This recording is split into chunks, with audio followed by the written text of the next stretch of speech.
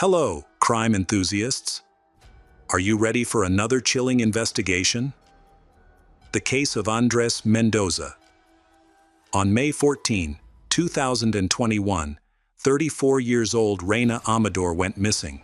She was last seen north of Atizapán de Zaragoza in the state of Mexico. Before her disappearance, she had informed her husband Bruno that she was going to Zocalo Square in the historic center to buy mobile phone parts. She was accompanied by family friend Andres Mendoza, a 74-year-old man, whom she had known for many years. When Bruno returned home at 8 p.m., Reina had not yet come back, and only two of their daughters were at home. He tried calling but she didn't answer. At 11 p.m., Bruno went to Andres's house to inquire about her, but Andres said he had no information about Reina and had not seen her all day.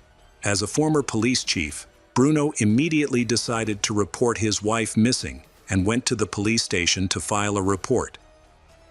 No one expected this case would become one of the most notorious and tragic in Mexico. On Saturday, May 15, Bruno asked to see the security camera footage. The recording showed his wife, Reina, walking down the street where Andres lived, but she never left Andres's house. This was the last time she was seen, at 8:40 p.m. Bruno went back to Andres's house, accompanied by his brother-in-law. They knocked on the door, but Andres insisted he knew nothing about Reina. Bruno asked him to open the door to ask a few questions. He opened the door slightly, and then Bruno forced his way inside. He said that Bruno wouldn't find anything there, but Bruno sensed that something was off. The lights were off, and everything in the house seemed normal at first. However, Bruno discovered cardboard boxes in Andres's room. His intuition told him to move the boxes, and underneath was an entrance to the basement. There, he was shocked to find body parts in several buckets. On the dining table, there were also remains, including a face and scalp that had been separated from the skull. Upon closer inspection, Bruno finds Reina's belongings and realizes that the remains are hers. As all this was happening, Andres attempted to escape. He rushed out of the house, but was quickly apprehended, prompting Bruno to call the police. Two police squads, located nearby, quickly arrived at the scene. Confused neighbors, not understanding why Andres was being handcuffed, tried to assist him. The officers brought him back inside and seated him on a chair. Bruno questioned Andres about his actions. One police officer contacted the prosecutor's office, as a search warrant was necessary. During the investigation, a dismembered body was discovered, and authorities suspected there might be more victims. This incident quickly became a hot topic nationwide. Friends and acquaintances of Andres were shocked. They insisted he was a calm and peaceful individual, even serving as the president of his neighborhood civil council. When police executed a search warrant at Andres's home, they involved specialists from various fields, including criminologists, anthropologists, doctors, and forensic experts. They focused on the room with access to the basement. In addition to the bed, there were other items in the room, such as clothes, a wardrobe, and a few photographs. When police went down to the basement, they discovered the dismembered body of a woman, with her feet resting on a chair. Nearby, they found knives, a saw, and a machete. On a table, there were severed limbs in a pool of blood. Additionally, plastic containers held body parts and organs, with some preserved in salt. The remains of a face and scalp, with the hair removed, were also located in the basement. Initially, investigators think there is only one victim, but they uncovered more evidence, including 12 cell phones, 12 SIM cards, cosmetics, women's clothing, wallets, shoes, necklaces, and various women's accessories. Several videotapes and several notebooks with gruesome notes were found, including list of women.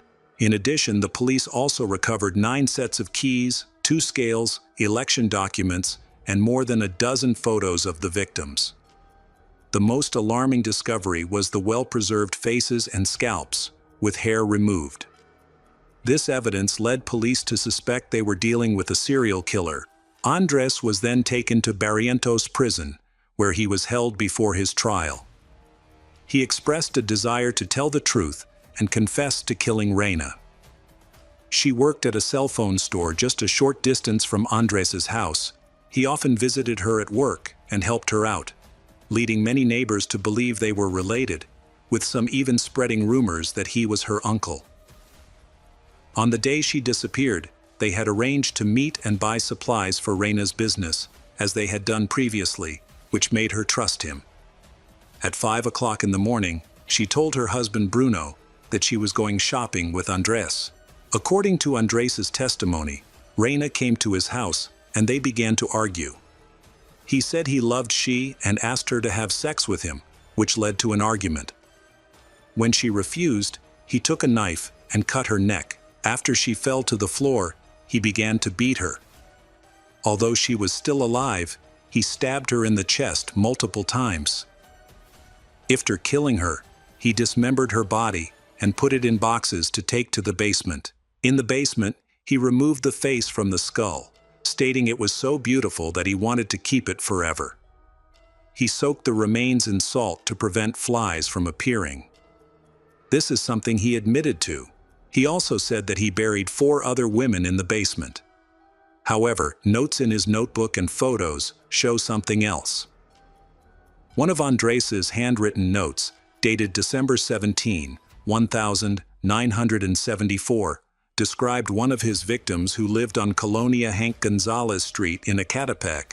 According to the note, she went to another world at 5 a.m. The note detailed the weights of various body parts. The head weighed 4.5 kilograms, the chest 1.5 kilograms, each rib and the right arm 14 kilograms, and the pancreas, liver, and heart weighed 4 kilograms. This victim was 28 years old. The gruesome details left a deep impression on investigators, who had no idea how significant this case would become. In addition, at the crime scene, the police discovered a videotape that Andres had filmed, recording each murder. Many people could not understand his thinking. For numerous investigators, this case was the most horrifying they had ever encountered. The developments of the incident were unbelievable, like a horror movie. A few days later, the police began dismantling the foundation of the building to check if there were really graves in the basement. Civilian experts joined the police to assist in the excavation, continuing to search for remains and related evidence.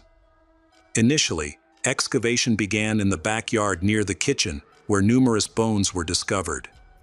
Diggings then continued in the main room measuring 30 square meters, believed to be the entrance to the basement. During this process, several skulls and bones were found. A report indicated the discovery of 1,137 bone fragments, belonging to at least 4 individuals. The investigation is still ongoing every day, and experts are surprised by the new findings. During this time, Andres confessed to occasionally consuming parts of his victims' bodies. This has led to rumors that he was involved in cannibalism, which has alarmed neighbors. They recalled that Andres had previously sold meat, which explains how he was able to meticulously cut up the bodies of his victims. Neighbors said that after the butcher shop closed, Andres would occasionally go from house to house in the area selling meat, allegedly sourced from Iztapalapa. They began to suspect that he was lying and was actually selling the victims' meat. They noted that he sold this meat at unusually low prices and often gave them more meat than they asked for. Andres was born in Oaxaca on November 29, 1947. Neighbors recalled that he moved to Atizapan in the 1980s. He lived in the same house as his sister, who asked him to collect rent from the tenants. He was known for being calm and reserved. 9 years before the investigation began, he opened a butcher shop, which allowed him to meet many people, including politicians. He served as the president of the Civil Council of Atizapan and was a member of a political party. He was generous and caring to the residents of the area. He often visited people's homes to understand their needs. Neighbors viewed him as a role model, and no one suspected him. There was another perspective to consider. some people described Andres as depraved and having an unpleasant appearance. He frequently visited women's homes, saying he wanted to help them, but often had more intimate intentions. He was known as an older man who spent time in bars, drinking and socializing with women. In the building where he lived, one room was rented to a couple with a small child, and another to a doctor. None of them noticed anything suspicious about him. Among the documents found in the building was a file for Norma Jimenez, who had been missing since August 6, 2011. She has light brown skin, a healthy figure, wide hips, a bruise on her right cheek, and a vertical scar on her abdomen from surgery. She was 39 years old when she went missing. On the day Norma disappeared, she went to work as usual in Barragán from 2:00 p.m. to 10:00 p.m. At around 10:15 p.m., she called her family to say she was on her way home. Unfortunately, she never came home. The reason was that Andres invited her to his house, promising a good payment. Instead, he stabbed her in the heart, dismembered her body, and buried the remains in his backyard. Another of his victims was a 20-year-old woman who worked at the Marina bar. She was similar in appearance to Norma and was also short. She was last seen leaving her home on April 7, 2012.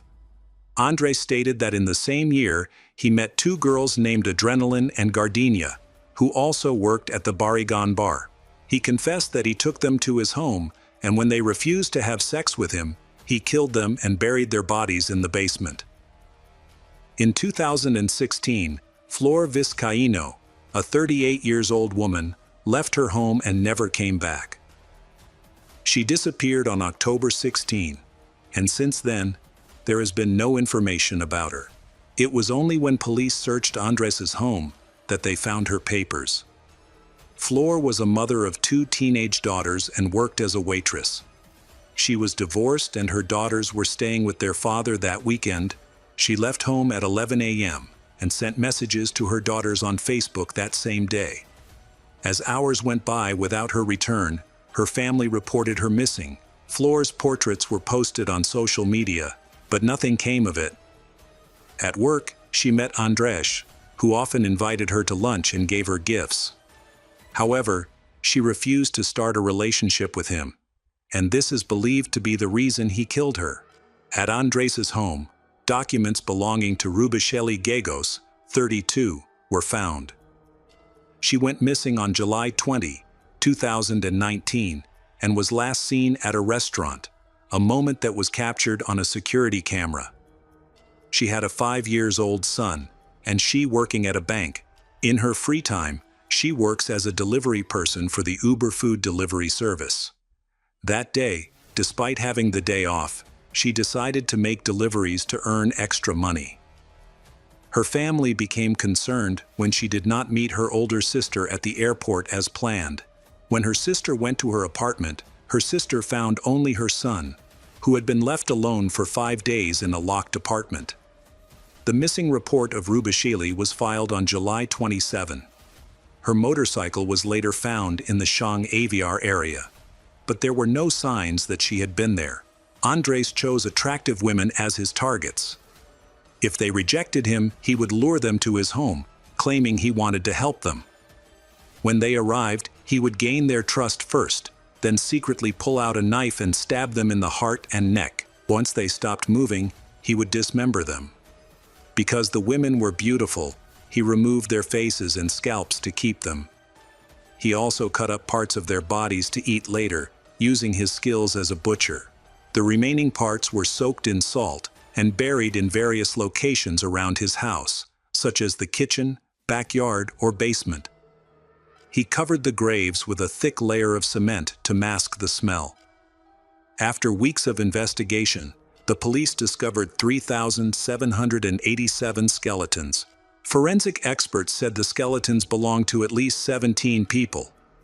The police then began reviewing 600 folders related to missing persons cases from Oaxaca and nearby areas over the last 31 years.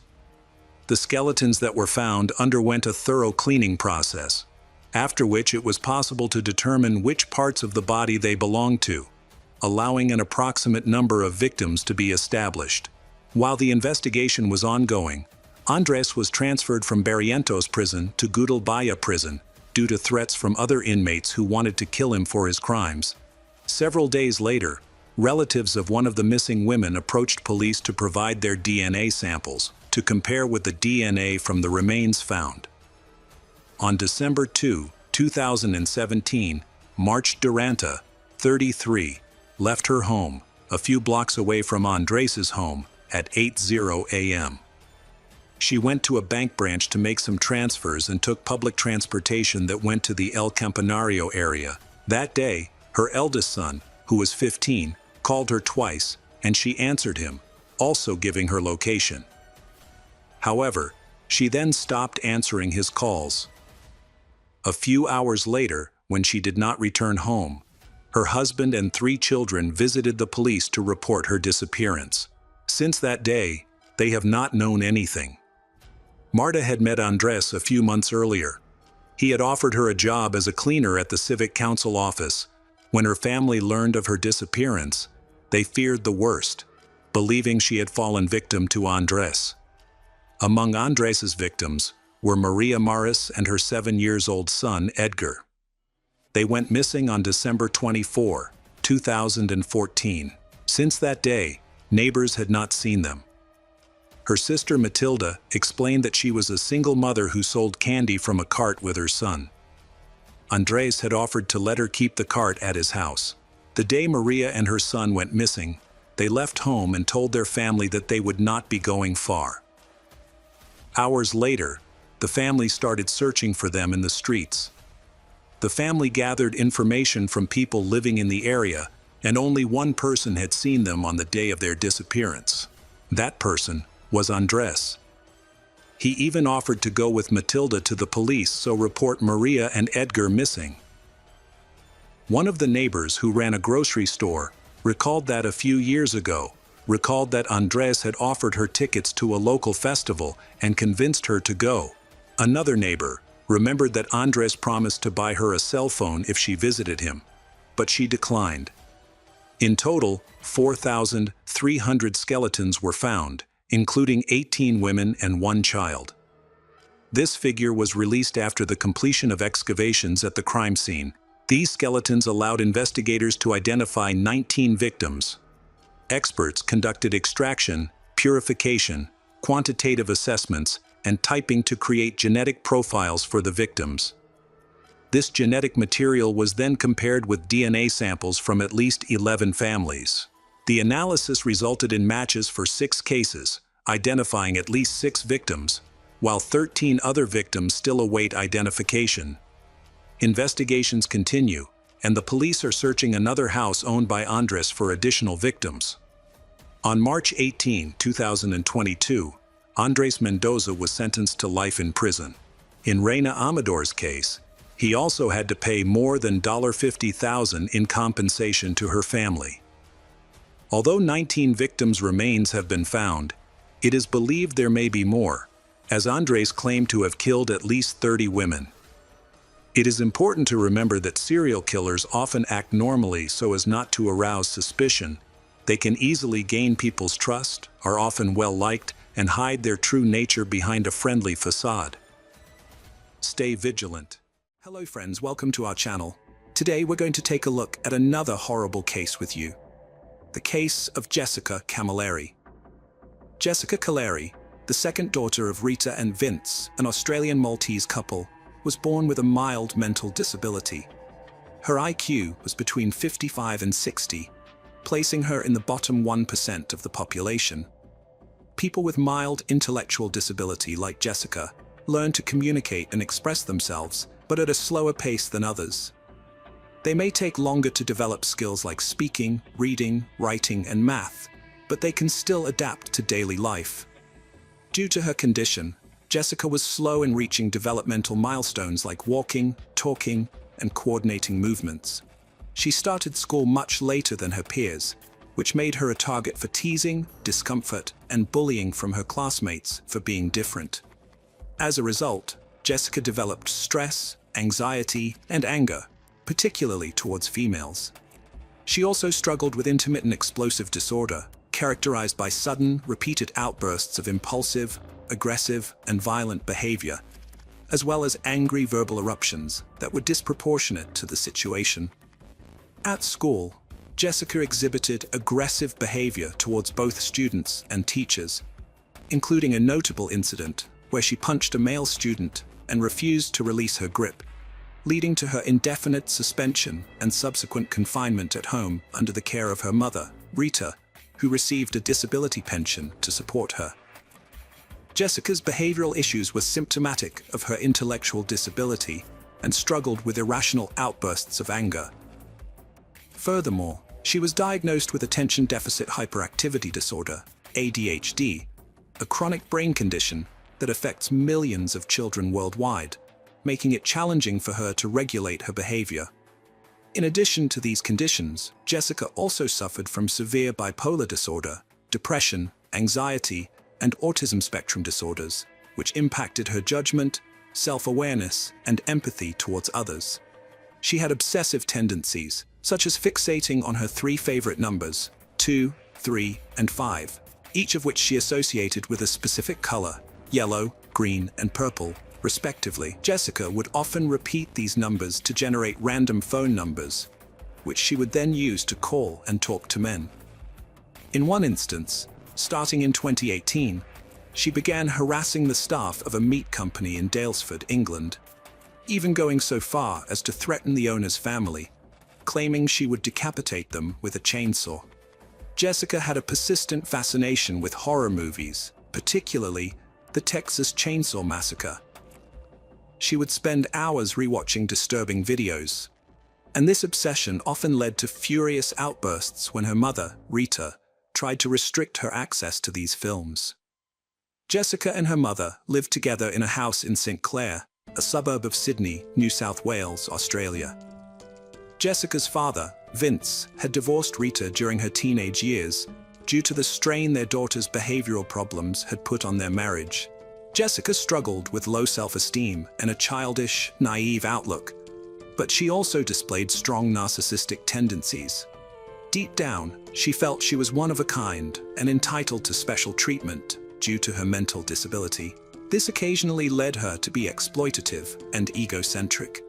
Despite this, Rita remained devoted to caring for her daughter, acknowledging her issues, but feeling a strong sense of responsibility to look after and protect her. Rita even went so far as to reach out and apologize to one of the recipients of Jessica's harassing phone calls, confessing that she was at a loss for how to manage her daughter's behavior. Jessica was very close to her mother, who dedicated her life to taking care of her and meeting all her needs. Instead of sending her to a psychiatric institution for full-time care, her mother chose to keep her at home. In fact, Rita's life revolved around Jessica. The tragic event of July 20th, 2019 was not a standalone incident. In the 6 years leading up to it, Jessica had been convicted twice for assaults that caused actual bodily harm. She had also physically attacked her aunt and her sister's mother-in-law by pulling their hair. But she avoided jail time and was always placed in the care of her mother, Rita, the one person who could tolerate her behavior. Jessica had also exhibited aggressive behavior towards women she encountered in the streets and shopping centers, lashing out at those she perceived as looking at her wrongly or making her feel ashamed. On one occasion, she was even barred from a doctor's office after becoming violent towards another patient in the waiting room due to paranoia. In early 2018, Jessica's aggressive behavior continued when she attacked a nurse during a hospital visit with her mother, Rita. As a result, she was admitted to a mental health unit for 9 days to treat a severe episode of mood disorder. She was prescribed lithium for her supposed bipolar disorder, along with antipsychotic medications. However, by the end of 2018, about 6 months before the tragic event, Jessica had stopped taking her medication and instead began using natural remedies to manage her conditions. Rita was at her wit's end and paid $2,500 to a medium on Queen Street in St. Mary's, a western suburb of Sydney, in a desperate bid to exorcise the demon she believed was possessing her daughter Jessica.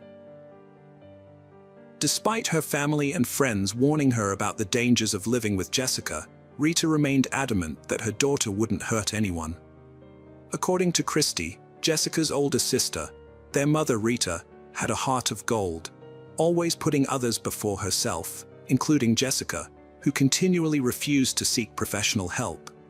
Rita's sister often voiced her concerns that Jessica might harm her, recognizing Rita's unconditional love for her daughter. However, Rita's motherly love made her oblivious to these warnings, even on the day before the tragic attack, when she had to take Jessica to a police station due to her threatening calls to strangers. Jessica felt humiliated by her mom in a parking lot after visiting her sister due to a stranger's brief presence. Later, when her mom refused to order food from Red Rooster, Jessica called the restaurant 3 times. She then demanded her mom call a doctor, but Jessica's erratic behavior scared him off. At wit's end, Rita called an ambulance to take Jessica to a mental health facility. On the night of July 20th, 2019, Jessica's most severe episode of rage was about to unfold. In a brutal attack, Jessica dragged her 57-year-old mother Rita by the hair to the kitchen of their own home. There, she savagely attacked Rita with 7 meat cleavers, 4 of which broke under the force of her blows. In total, Jessica stabbed Rita over 100 times in the head and neck, driven by a morbid curiosity fueled by her daily obsession with horror films. The autopsy revealed the full extent of Rita's injuries, which included massive trauma to her head and neck, and death by multiple stab wounds that resulted in decapitation at the 2nd vertebrae in her upper neck.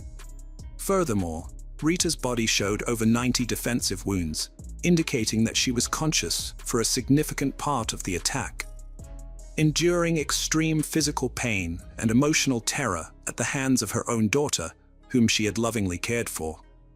Jessica's 4-year-old nephew, the son of her older sister Christy, was present during the attack.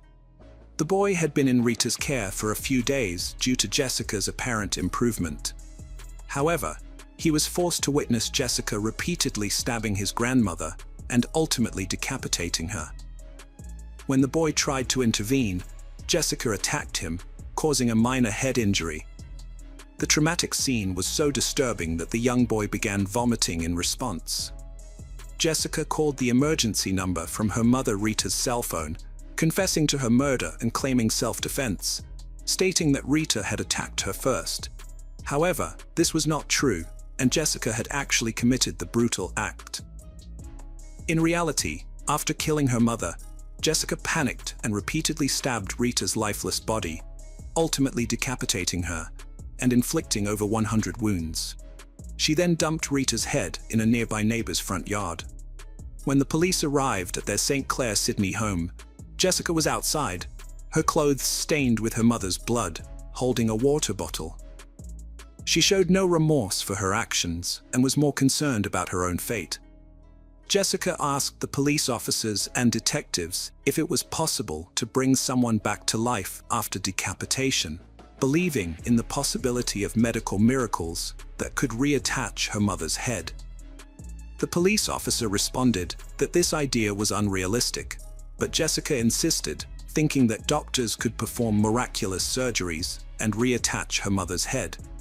She also inquired about the potential consequences of her actions, specifically asking if she would face the death penalty.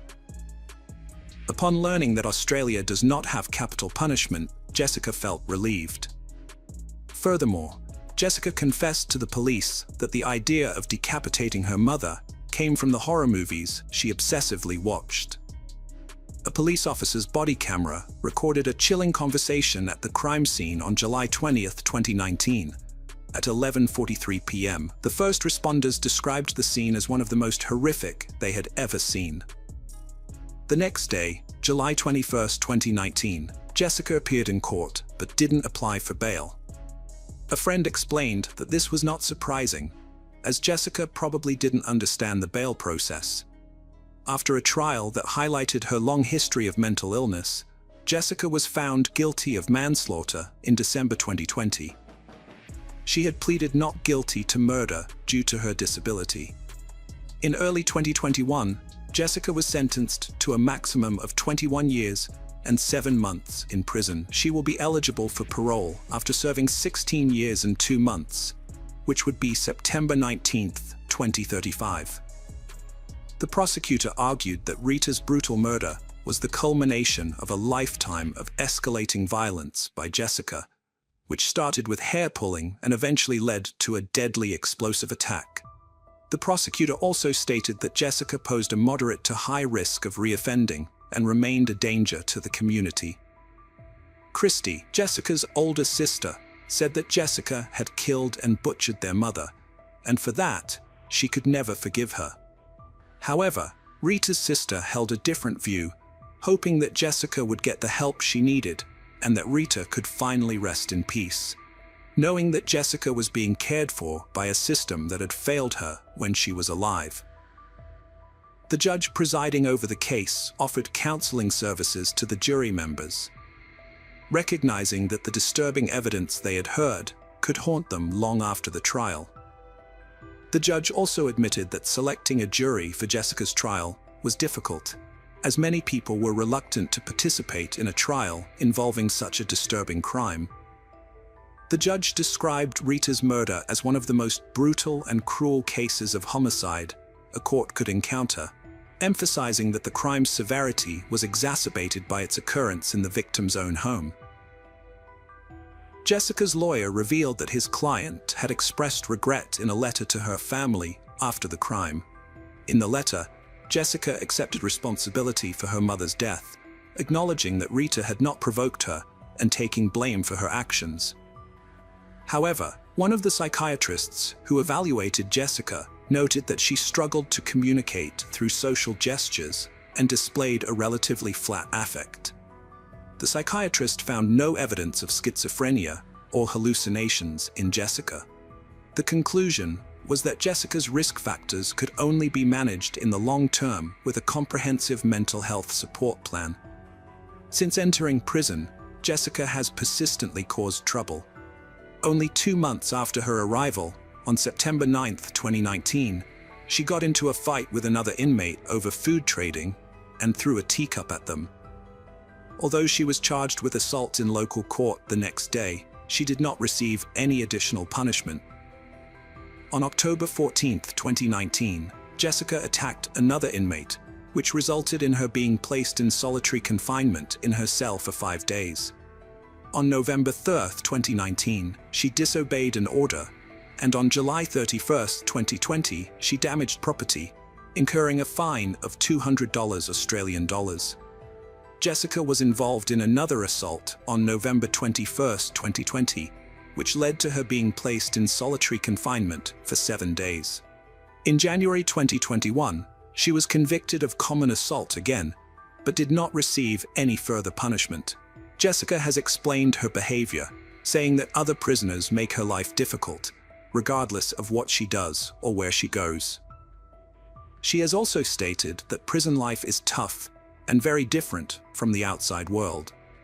On May 15, 2023, Justice Peter Hamill of the Sydney Supreme Court rejected claims that Kaleri's original sentence was too harsh and that the judge who sentenced her had misjudged the severity of her crime.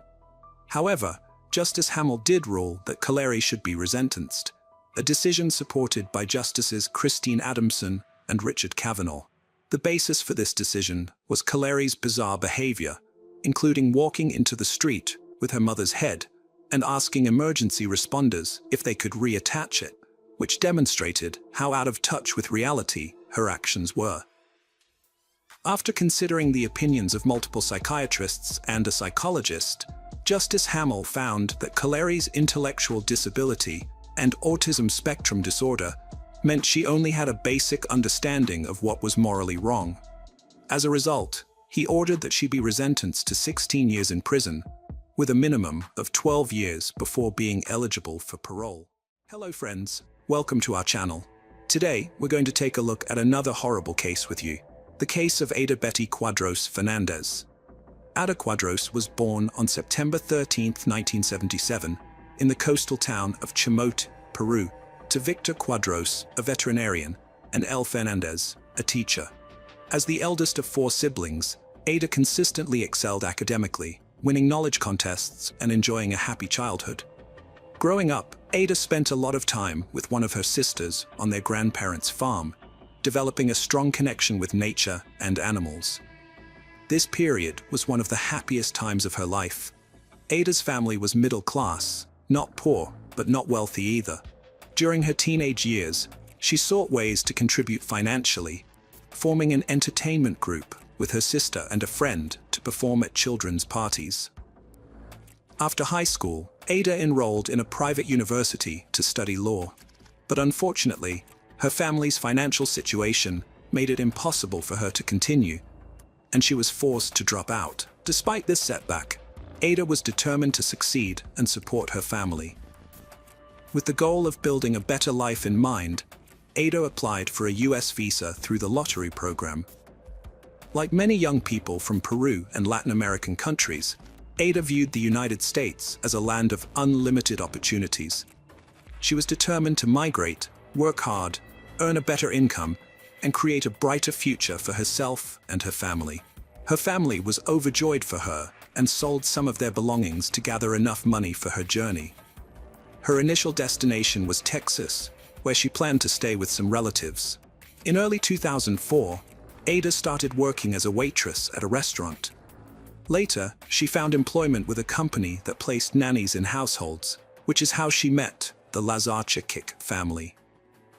The family consisted of Michael, commonly known as Mike, his wife Renee, and their 3 children, Elisa, and twin boys Ryan and Kyle. Little is known about the family's background, except that Mike and Renee got married in 2000, and shortly after, Renee became pregnant with their first child, Elisa. 4 months after Elisa's birth, Renee was expecting again, this time with twins Kyle and Ryan. The Lazarchuk couple was searching for a reliable nanny to care for their twins when Renee returned to work. Since Elisa was already settled in a daycare where she attended daily and had made friends, they decided to keep her there. After interviewing several candidates, they found Ada to be the most suitable. At 27, Ada was young yet mature, appearing healthy, strong, well-mannered, and cheerful. Renee wanted Ada to start right away so she could spend a few weeks showing her the household routines, explaining where everything was, and outlining her expectations. This would also give Renee the opportunity to observe how Ada interacted with the young twins, who were just over a year old. The family had one non-negotiable condition. They required a commitment from Ada to stay with them for at least 18 months, which she agreed to. Initially, the agreement was that Ada would only spend her days at the Lazarchuk household. But later on, they asked her to move in full-time, and she accepted. As a result, she only went back to her uncle's house on weekends. Everything seemed to be going well, and the Lazarchuk family was more than satisfied with Ada's work and had grown to trust her completely. They had many happy memories, captured in photos, of Ada smiling and caring for the twins.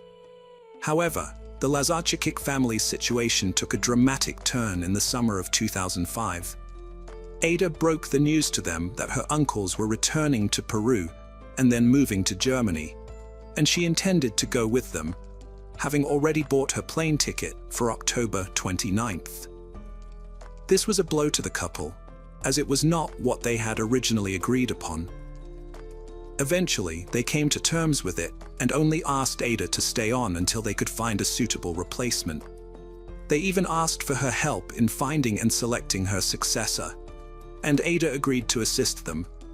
After Ada stopped sleeping over at the Lazarchuks, she would go back to her uncle's house every night and return early the next morning. With her departure approaching, the Lazarchuks arranged to meet several potential nannies on Wednesday, October 12th. During the day, Renee asked Ada to prepare macaroni and cheese for the children, which Ada did. After feeding the kids, Ada waited for Renee's return. When Renee got back home, she greeted her children, making sure they were doing fine. After conducting some interviews, she spent over an hour with her kids before putting them to bed. Everything appeared normal, However, at exactly 5 a.m. on Thursday, October 13th, Kyle woke up crying, which was unusual since the twins were heavy sleepers who never woke up on their own. Renee got up, went to their room, comforted Kyle until he fell asleep again, and then returned to bed. At 7:30, 2 hours later, Mike entered the children's room, roused them from sleep, gave them a hug and a kiss, and left them in Ada's care before departing for work. Just before 9:30, Renee awoke, spent time with the twins, changed Ryan's diaper, bid farewell to both Ryan and Kyle, and then headed to work. Throughout this period, the children were doing fine, with the only unusual occurrence being Kyle's early awakening that day. Elisa, their older sister, went to daycare as usual, but around 1 p.m., Ada's 911 call marked a dramatic turn of events. In a highly agitated state, Ada reported that Kyle, one of the children, had stopped breathing and was turning blue.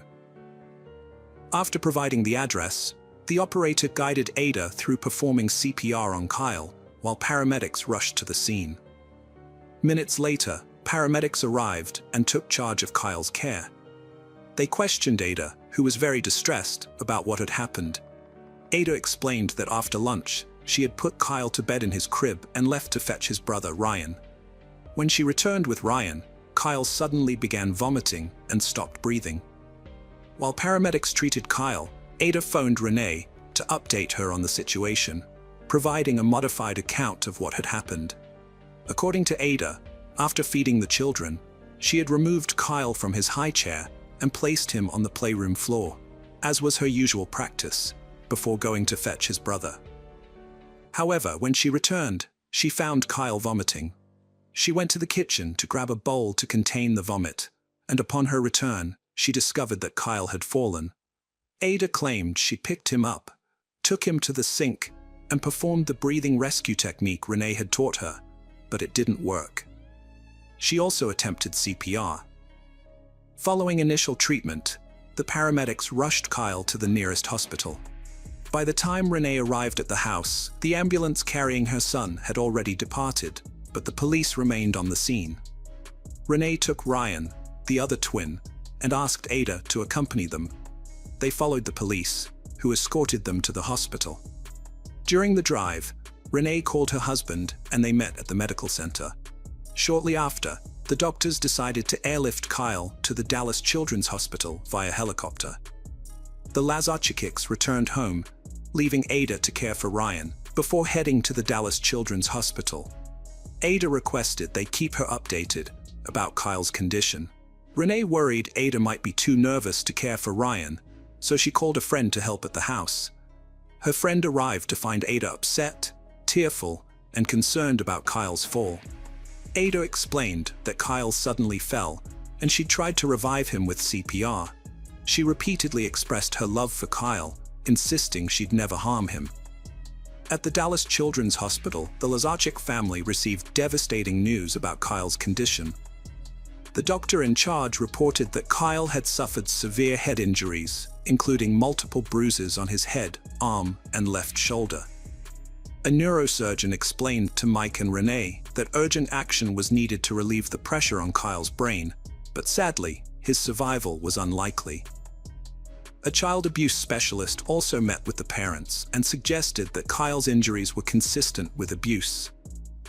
The specialist emphasized that the injuries were extremely severe, equivalent to those sustained in a severe car accident or a fall from a sixth-floor height.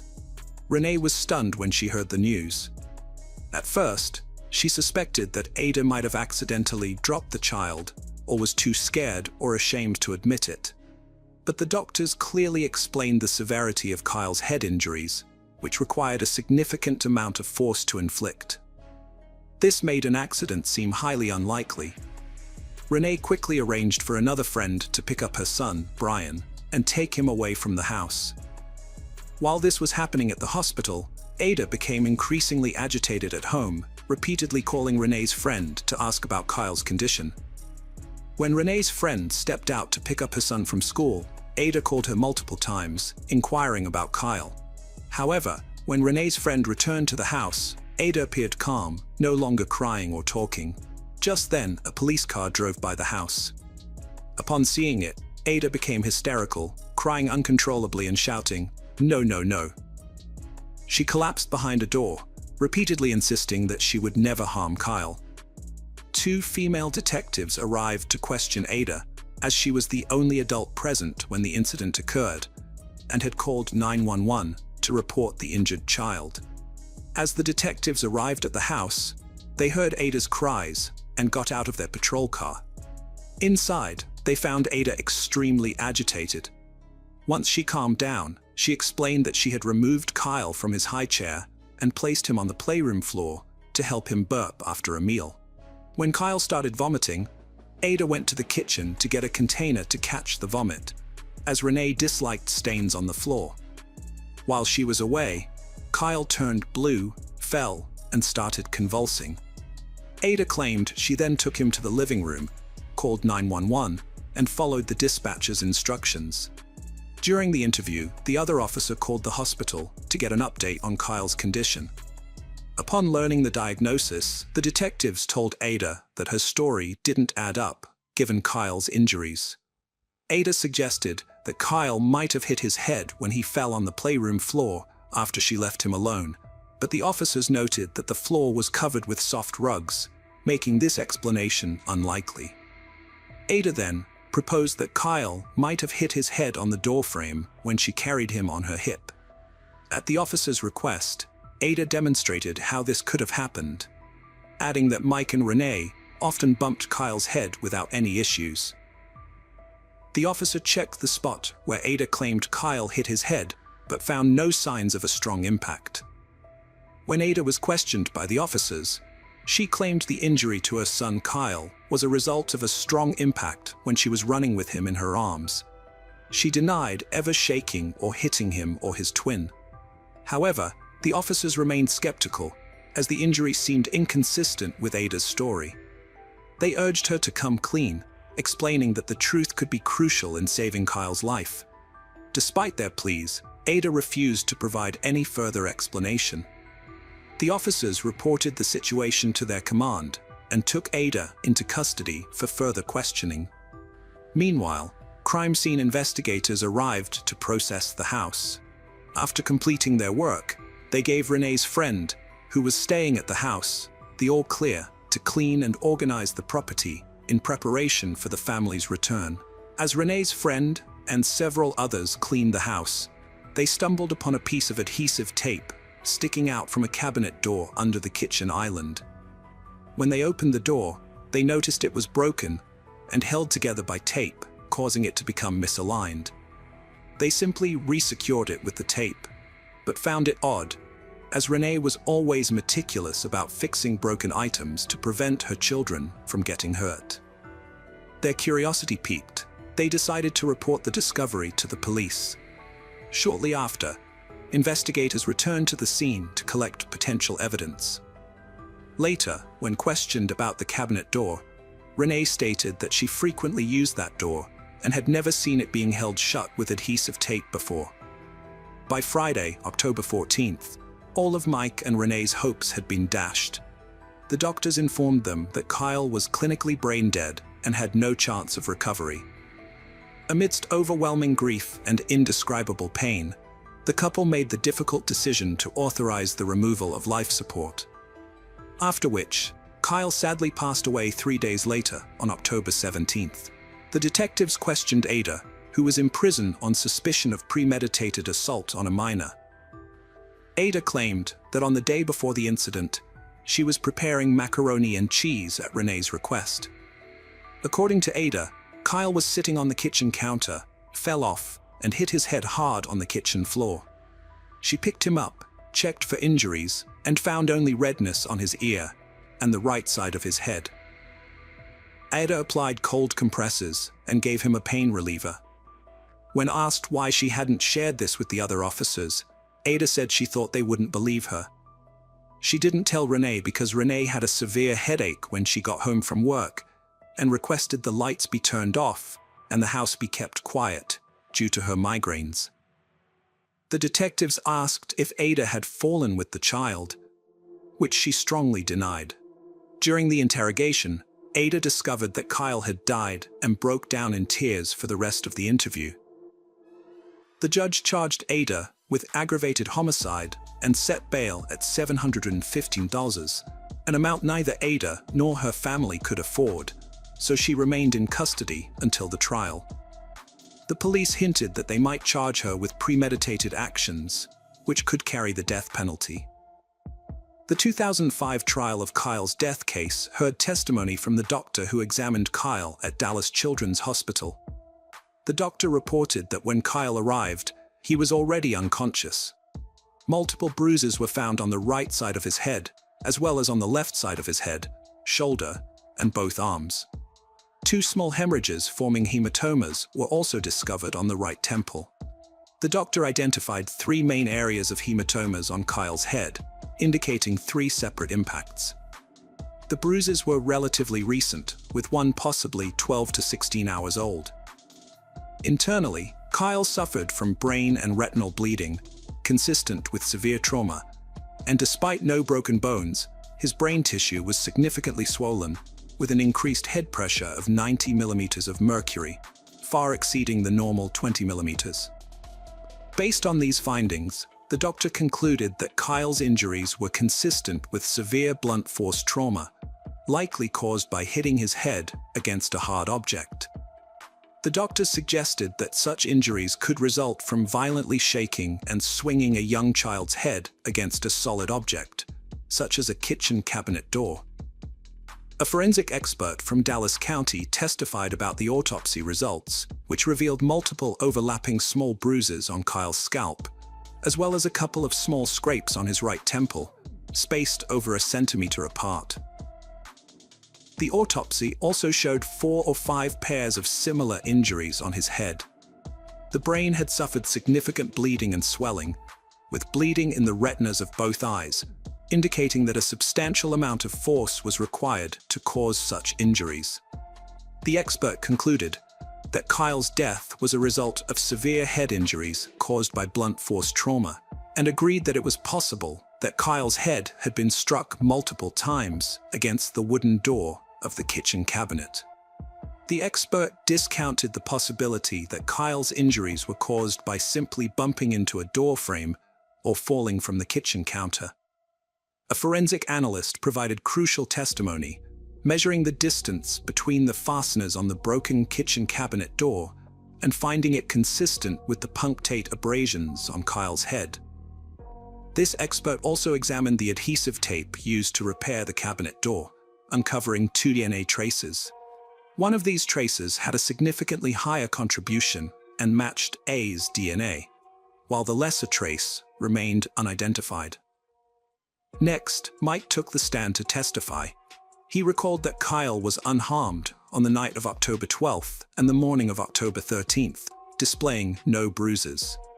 Mike explained that he had prepared breakfast that morning, opening and closing the kitchen cabinet doors to retrieve utensils and food, and verified that all doors were in perfect condition at the time, including the one that was later mysteriously repaired with tape. The parents shared that they had breakfast with the children and engaged in playful activities with the twins, who were crawling around a playhouse. Based on all the evidence, it's clear that Ada was the only adult in the house when the events leading to Kyle's death occurred. While the exact circumstances may never be known for certain, the prosecutor presented a possible scenario at trial. Kyle might have refused to eat his lunch, prompting Ada, who was distracted by watching a soap opera, to remove him from his high chair without noticing the open cabinet door. The prosecutor suggested that Ada's frustration or anger may have led her to attack Kyle's head with the cabinet door, which ultimately broke, leaving screw marks on the child. After all the testimonies and closing arguments, the jury went to deliberate. Upon returning, they found a Quadros guilty of capital murder of a child under 6 years old.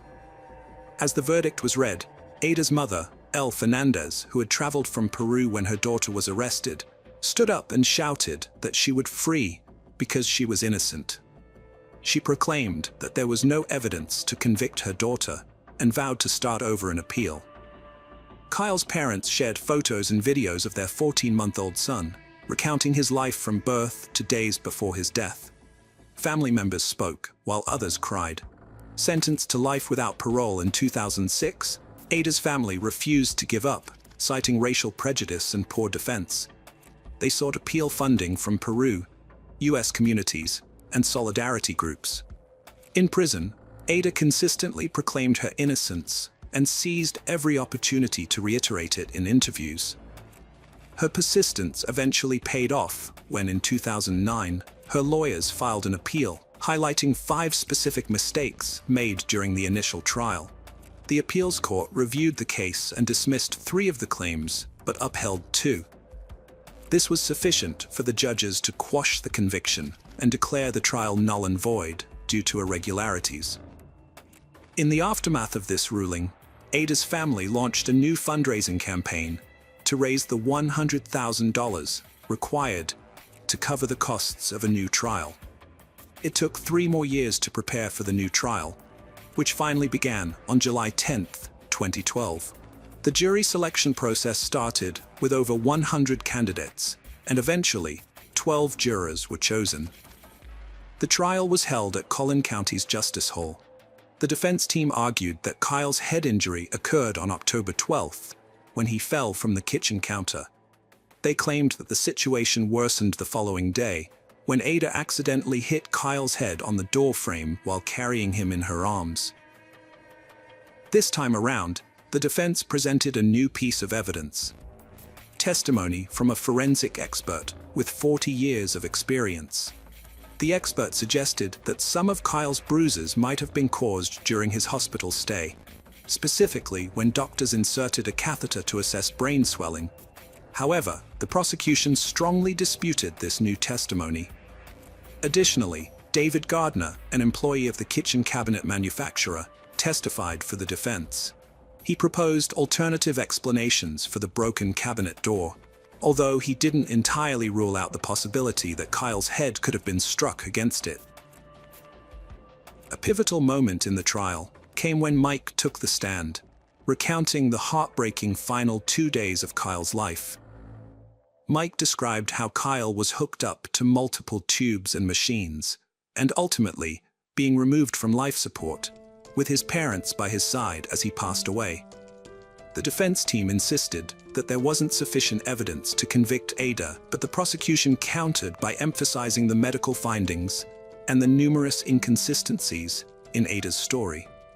Following the conclusion of the trial, the jury deliberated for 5 hours, even requesting to review the 911 call recordings once more.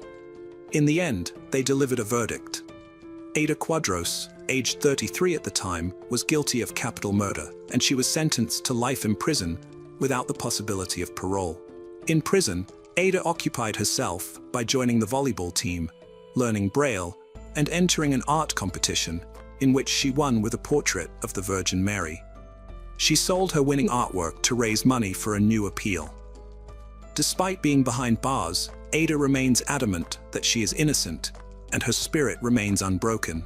From her cell, she and her family persist in their efforts to secure an appeal, hoping to prove what they believe to be the truth. Hello friends. Welcome to our channel. Today, we're going to take a look at another horrible case with you. The case of Sarah Yarborough. Sarah Yarborough was born in Portland on June 12, 1975. Shortly after, her parents relocated to Federal Way, a suburb of Seattle, where she grew up with 2 siblings, forming a strong bond with her youngest brother. From an early age, Sarah demonstrated a keen interest in music and ballet, spending considerable time honing her skills. Her academic prowess earned her a spot in a school program that allowed her to travel to New Zealand twice. As she entered her teenage years, Sarah joined the cheerleading team at her high school, where she developed a large social circle. She was renowned for her kind and compassionate nature, often lending a helping hand to those in need. On Saturday, December 14, 1991, 16-year-old Sarah was supposed to meet her cheerleading team at the school building, where a bus would pick them up for an event. She drove her father's car to the school, but arrived at the wrong time. thinking the bus would arrive at 8 a.m. when it was actually scheduled for 9 a.m. As her friends gradually arrived at the meeting point, they couldn't find Sarah anywhere. Some students noticed her car in the parking lot, but she wasn't inside. Even when the bus arrived, Sarah was still missing.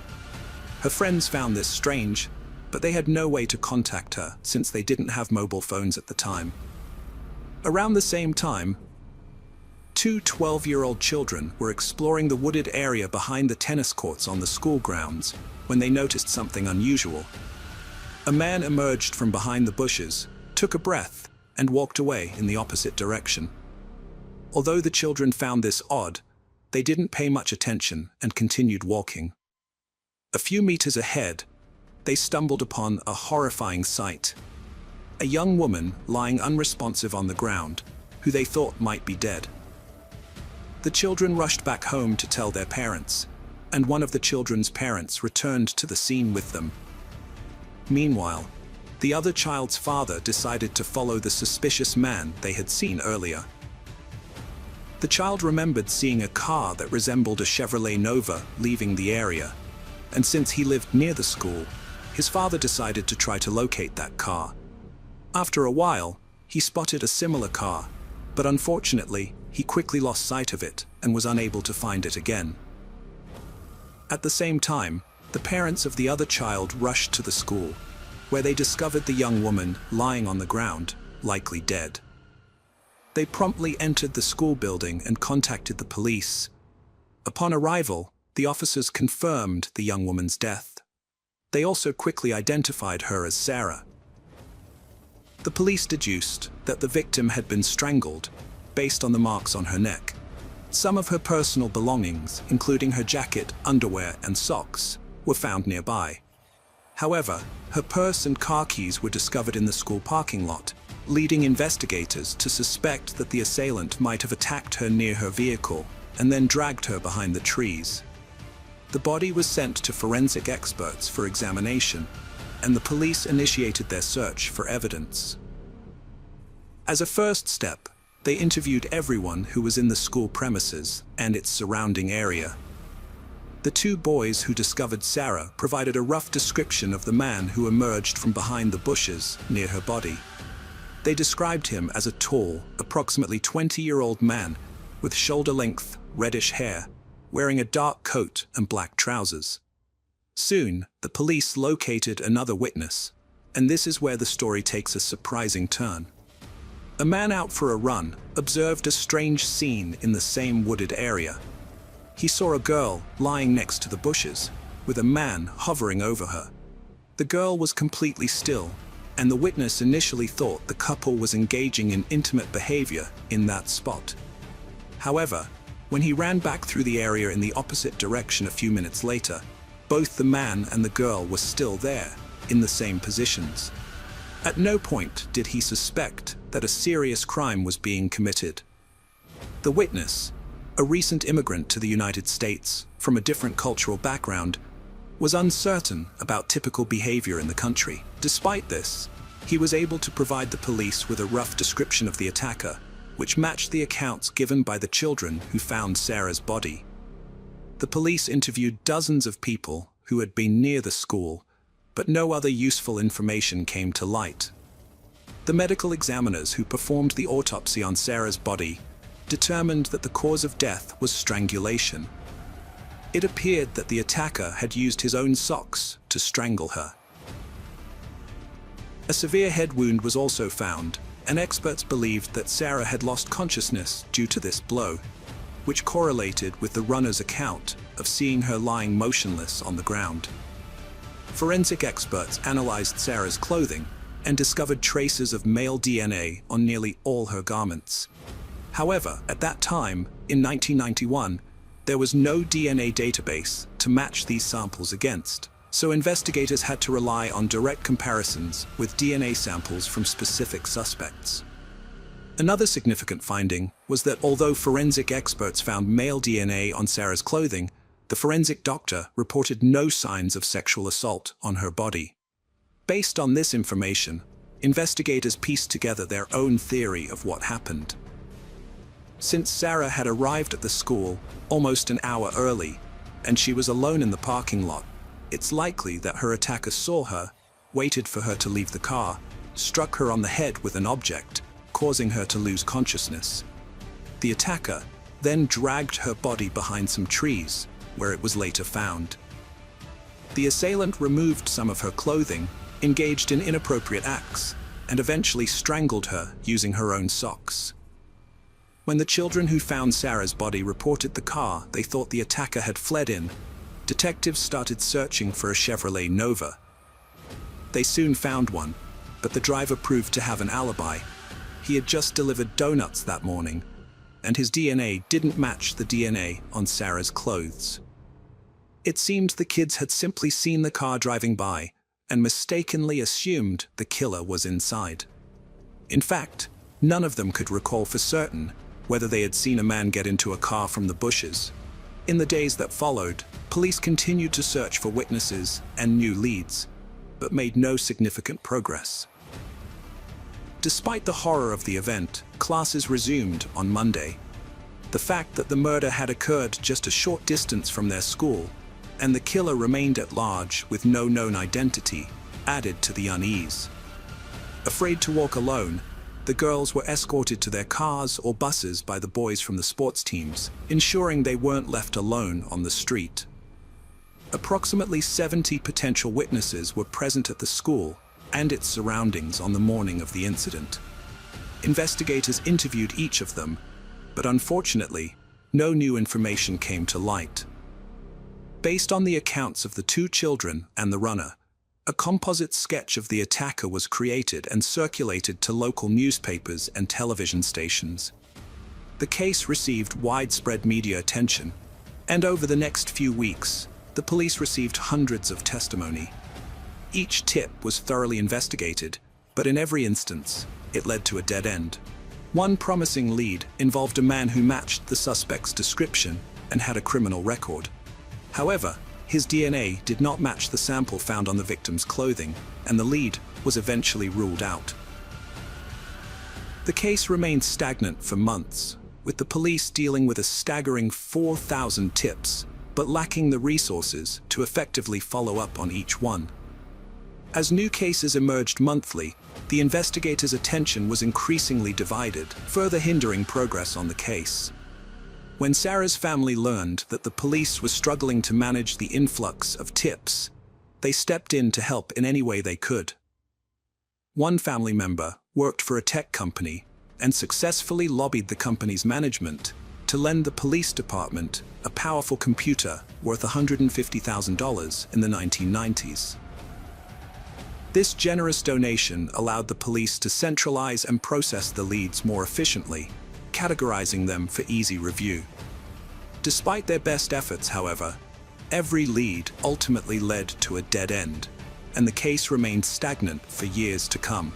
2 years later, Sarah's classmates prepared to graduate, and as a tribute to their friend, they raised a substantial amount of money to create a memorial in her honor. The memorial took the form of a bench featuring a metal casting of Sarah's belongings alongside a poignant photo of her dog reaching for her purse. Although the case was periodically reopened and re-examined in the years that followed, the outcome remained the same. The perpetrator remained at large. During this time, the police conducted thousands of interviews and collected DNA samples from nearly 300 potential suspects. But all these efforts ultimately proved fruitless. In 2011, 20 years after the murder, a detective decided to utilize modern technology to aid in the investigation. He contacted a genetic genealogy company, inquiring if they could help locate relatives of the individual who left DNA on the victim's body. The experts accepted the challenge, but unfortunately, they were unsuccessful. Two main factors contributed to their failure. Firstly, genetic genealogy was still in its early stages, and the experts' capabilities were limited. For instance, they couldn't simultaneously search for both male and female relatives from the same DNA sample. If the DNA was from a male, they could only search for male familial connections, and vice versa. Secondly, legal obstacles hindered their progress. as various laws prohibited the use of genetic data samples to search for relatives of suspects. The researchers the detective approached had spent years tracing the genetic family tree of the British passengers who arrived in the United States on the Mayflower in 1620. By analyzing the DNA of Sarah's attacker, they found a link to one of the ship's passengers, Robert Fuller. However, tracking the attacker's lineage proved extremely difficult, especially considering the passage of time. Although the Mayflower had only around 100 passengers, their descendants now number over 25 million. Despite the initial setback, this was the first time genetic genealogy had been used to solve a crime. The detective gathered available information and identified several local residents with the surname Fuller. He showed them pictures of the men, but none were recognized by the witnesses, including a runner and two men who had stumbled upon the body as children. Next, the detective collected DNA samples from all the local Fullers and sent them to the lab. Although none of the samples matched the attacker's DNA, one surprising discovery emerged. One of the men was a distant descendant of Robert Fuller from the Mayflower.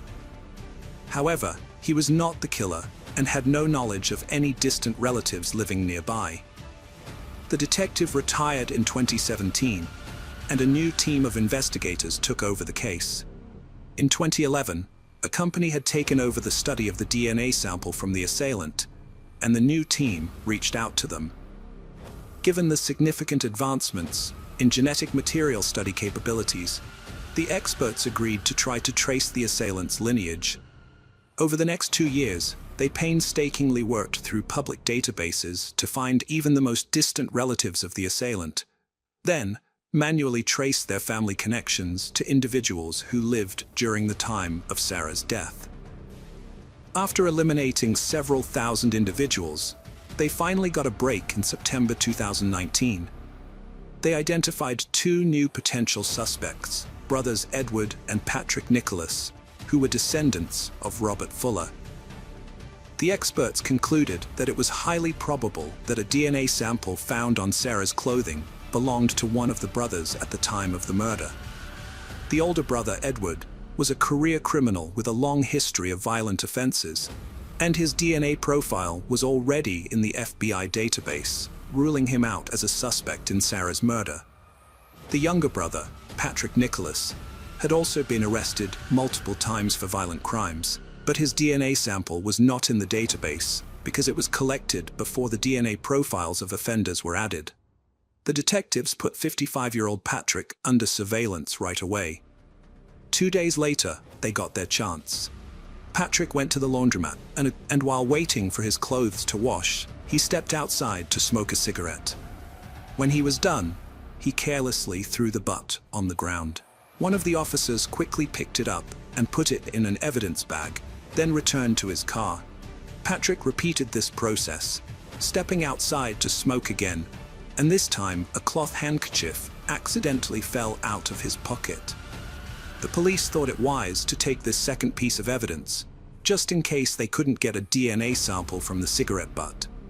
As it turned out, the forensic experts had no problem obtaining samples from both items. The next day, they had the long-awaited news for the detective. Patrick's DNA matched the traces found on Sarah's clothing back in 1991 perfectly. The judge immediately issued a warrant for Patrick's arrest, and the police took him into custody. It took investigators 5 days to identify the suspect and formally charge him with murder. Once his biography was made public, an obvious question arose. Why had a man with such a criminal history not been considered a suspect for 28 years? Patrick Nicholas, at 19, had attempted to assault a young woman who managed to escape by jumping into a river and swimming to safety. He was later arrested and spent 4 years in prison. In 1994, he was arrested again for trying to assault a minor, but his DNA was not recorded in any database because the charge was not serious enough. Over the next 3 decades, his name never surfaced during investigations, and he didn't appear in over 4,000 leads. It was eventually revealed that genetic genealogy experts couldn't trace him back to Robert Fuller, because Patrick was adopted and grew up with a different surname. One of the men who discovered Sarah's body when they were children in 1991 immediately asserted that Patrick was undoubtedly the same killer. He admitted that the incident had deeply affected him, as he was only 12 years old when the body was discovered, and the perpetrator had seen his face for many years. The witness lived in constant fear that the killer would come after him, and only after Patrick's arrest did he finally feel safe. Patrick's trial did not start until 2023. Despite claiming innocence, the main piece of evidence, his DNA on the victim's clothing, was a major obstacle. His lawyer attempted to argue that the presence of Patrick's DNA did not necessarily mean he was guilty, but this claim was dismissed. The lawyer also questioned the accuracy of the DNA analysis, but experts deemed this entirely unreliable. In the end, Patrick was found guilty of first-degree murder without premeditation on May 25th. He received a prison sentence of 45 years and 8 months, effectively ensuring he would never be released. At the sentencing, Patrick remained emotionless, in contrast to Sarah's family, who thanked the judge, trial participants, and investigators for bringing the killer to justice after 28 years of evasion. Hello friends, welcome to our channel. Today we're going to take a look at another horrible case with you, the case of Sylvia Likens. Sylvia Marie Likens was born on January 3, 1949, in Lebanon, Indiana, USA, to carnival workers Lester Likens and his wife Betty Likens, formerly Grimes. She was the third of 5 children, with 2 older twins, Daniel and Diana, and 2 younger twins, Benny and Jenny. Sylvia's youngest sister Jenny had polio, which left her with a significantly weakened leg, causing her to limp noticeably. She had to wear a steel brace on her leg to help her walk. Sylvia's parents had a tumultuous marriage, with constant moving and financial struggles. They worked at carnival booths throughout Indiana during the summer, selling candy, beer, and soft drinks. To help out, the Likens children would often travel with their parents, but Sylvia and Jenny frequently stayed with relatives, mostly their grandmother. This arrangement not only kept the young girls safe, but also allowed them to have a more stable education. From a young age, Sylvia took on various responsibilities, including babysitting, running errands for neighbors and friends, and completing household chores like ironing clothes. In doing so, she earned some money, which she used to buy things for herself and occasionally shared with her mom. Those who knew her described Sylvia as a friendly, confident, and charming girl. She had long, wavy, light brown hair that fell just below her shoulders, and her friends affectionately called her Cookie. Despite her vibrant personality, Sylvia was self-conscious about her smile due to a missing front tooth, which she lost during a childhood accident while playing with one of her brothers. Sylvia loved music, particularly the Beatles, and was very protective of her younger sister Jenny, who was shy and less secure. The sisters frequently visited a local skating rink, where Sylvia would assist Jenny, holding her hand as Jenny relied heavily on her stronger leg. In June 1965, Sylvia and Jenny Likens were living with their parents in Indianapolis. The following month, their mother was arrested and jailed for theft. Shortly thereafter, their father arranged for his younger daughters to stay with Gertrude Benisi, a mother of 2 girls, Paula and Stephanie, whom the Likens sisters had met at Arsenal Technical High School. Gertrude promised their father that she would care for the girls as if they were her own until his return, which was expected to be just after the 4th of July celebrations. The Likens sisters, Sylvia and Jenny, moved into the Benisi home at 3850 East New York Street. Their father, older brothers, and eventually their mother went on the road with a carnival on the East Coast. As part of the arrangement, Gertrude Benisi would receive $20 a week to care for the sisters until their family returned in November. At first, things seemed normal at the household. Sylvia got along well with Stephanie, bonding over their shared love of popular music and helping with household chores. The Likens sisters regularly attended Sunday school with the other Benisi kids, and the pastor often commended Sylvia for her kindness and respect for sacred matters. However, when the payments for hosting the girls started coming in late, Gertrude's frustration mounted, and she began to mistreat them. This mistreatment involved physical punishments with thick objects, which eventually escalated into regular beatings, starvation, and humiliation. Sylvia faced the brunt of the abuse. Gertrude and her daughter Paula repeatedly accused Sylvia of engaging in inappropriate behavior with boys, which led to Gertrude physically kicking Sylvia in the groin and Paula physically attacking her.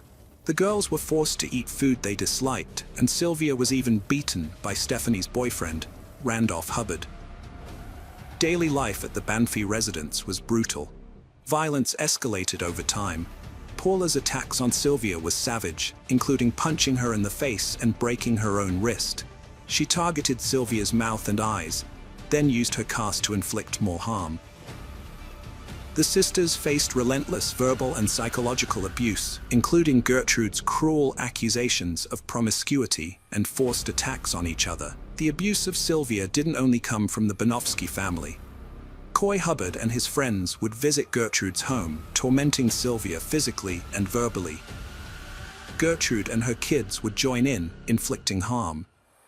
Neighborhood kids would beat Sylvia, using her as a punching bag, and Gertrude would humiliate her, forcing her to undress and perform sexual acts for their entertainment. Gertrude expelled Sylvia from school as punishment for stealing a gym suit, which Sylvia had done because Gertrude refused to buy her clothes. This cruelty led to severe physical abuse, including beatings with a police belt and kicks to the genitals. Despite Stephanie's attempts to intervene, Gertrude continued to torment them, inflicting further pain by burning their fingertips with matches and whipping them. A few days later, Gertrude again employed the police belt to repeatedly whip Jenny after she allegedly stole a single tennis shoe from school to wear on her stronger foot. Due to the escalating frequency and brutality of the torture and mistreatment, Sylvia gradually became incontinent, a condition for which she was denied access to the bathroom and forced to wet herself as further punishment. On October 6, 1965, Gertrude confined Sylvia to the basement, binding her with rope. She often kept Sylvia naked, providing her with minimal sustenance and frequently denying her water. Sylvia was consistently tied to the stair railing in the basement, her feet barely touching the ground. The Banfi family would occasionally interrupt their physical and emotional torment to watch their favorite TV shows. Neighborhood boys would even pay 5 cents each to view Sylvia's body on display, participating in her humiliation, beating, burning, and mutilation during her captivity in the basement. Gertrude and her children restrained and silenced Sylvia, then submerged her in a bathtub of scorching hot water. Next, they rubbed salt into her injuries. After this incident, an anonymous caller, who was the father of a neighborhood boy named Michael John Monroe, contacted Arsenal School to report that a girl with severe skin lesions was living at the Banvi household. Since Sylvia had been absent from school for several days, a school nurse visited Gertrude's residence to investigate. Gertrude claimed to the nurse that Sylvia had run away from home the previous week and that she was unaware of her current whereabouts. She also alleged that Sylvia's skin lesions were a result of her poor personal hygiene and that she was a negative influence on both her own children and her sister. The school did not pursue any further investigation into Sylvia's whereabouts or well-being. In mid-October, John Benazzi Jr. subjected Sylvia to a cruel and sadistic prank. He offered her a plate of soup, only to swiftly pull it away as she attempted to eat with her hands, which was difficult for her due to her severe malnutrition. Afterwards, Gertrude permitted Sylvia to sleep upstairs, but warned her that she must not wet the bed. Before going to sleep, Sylvia quietly asked Jenny for a glass of water, hoping to avoid dehydration.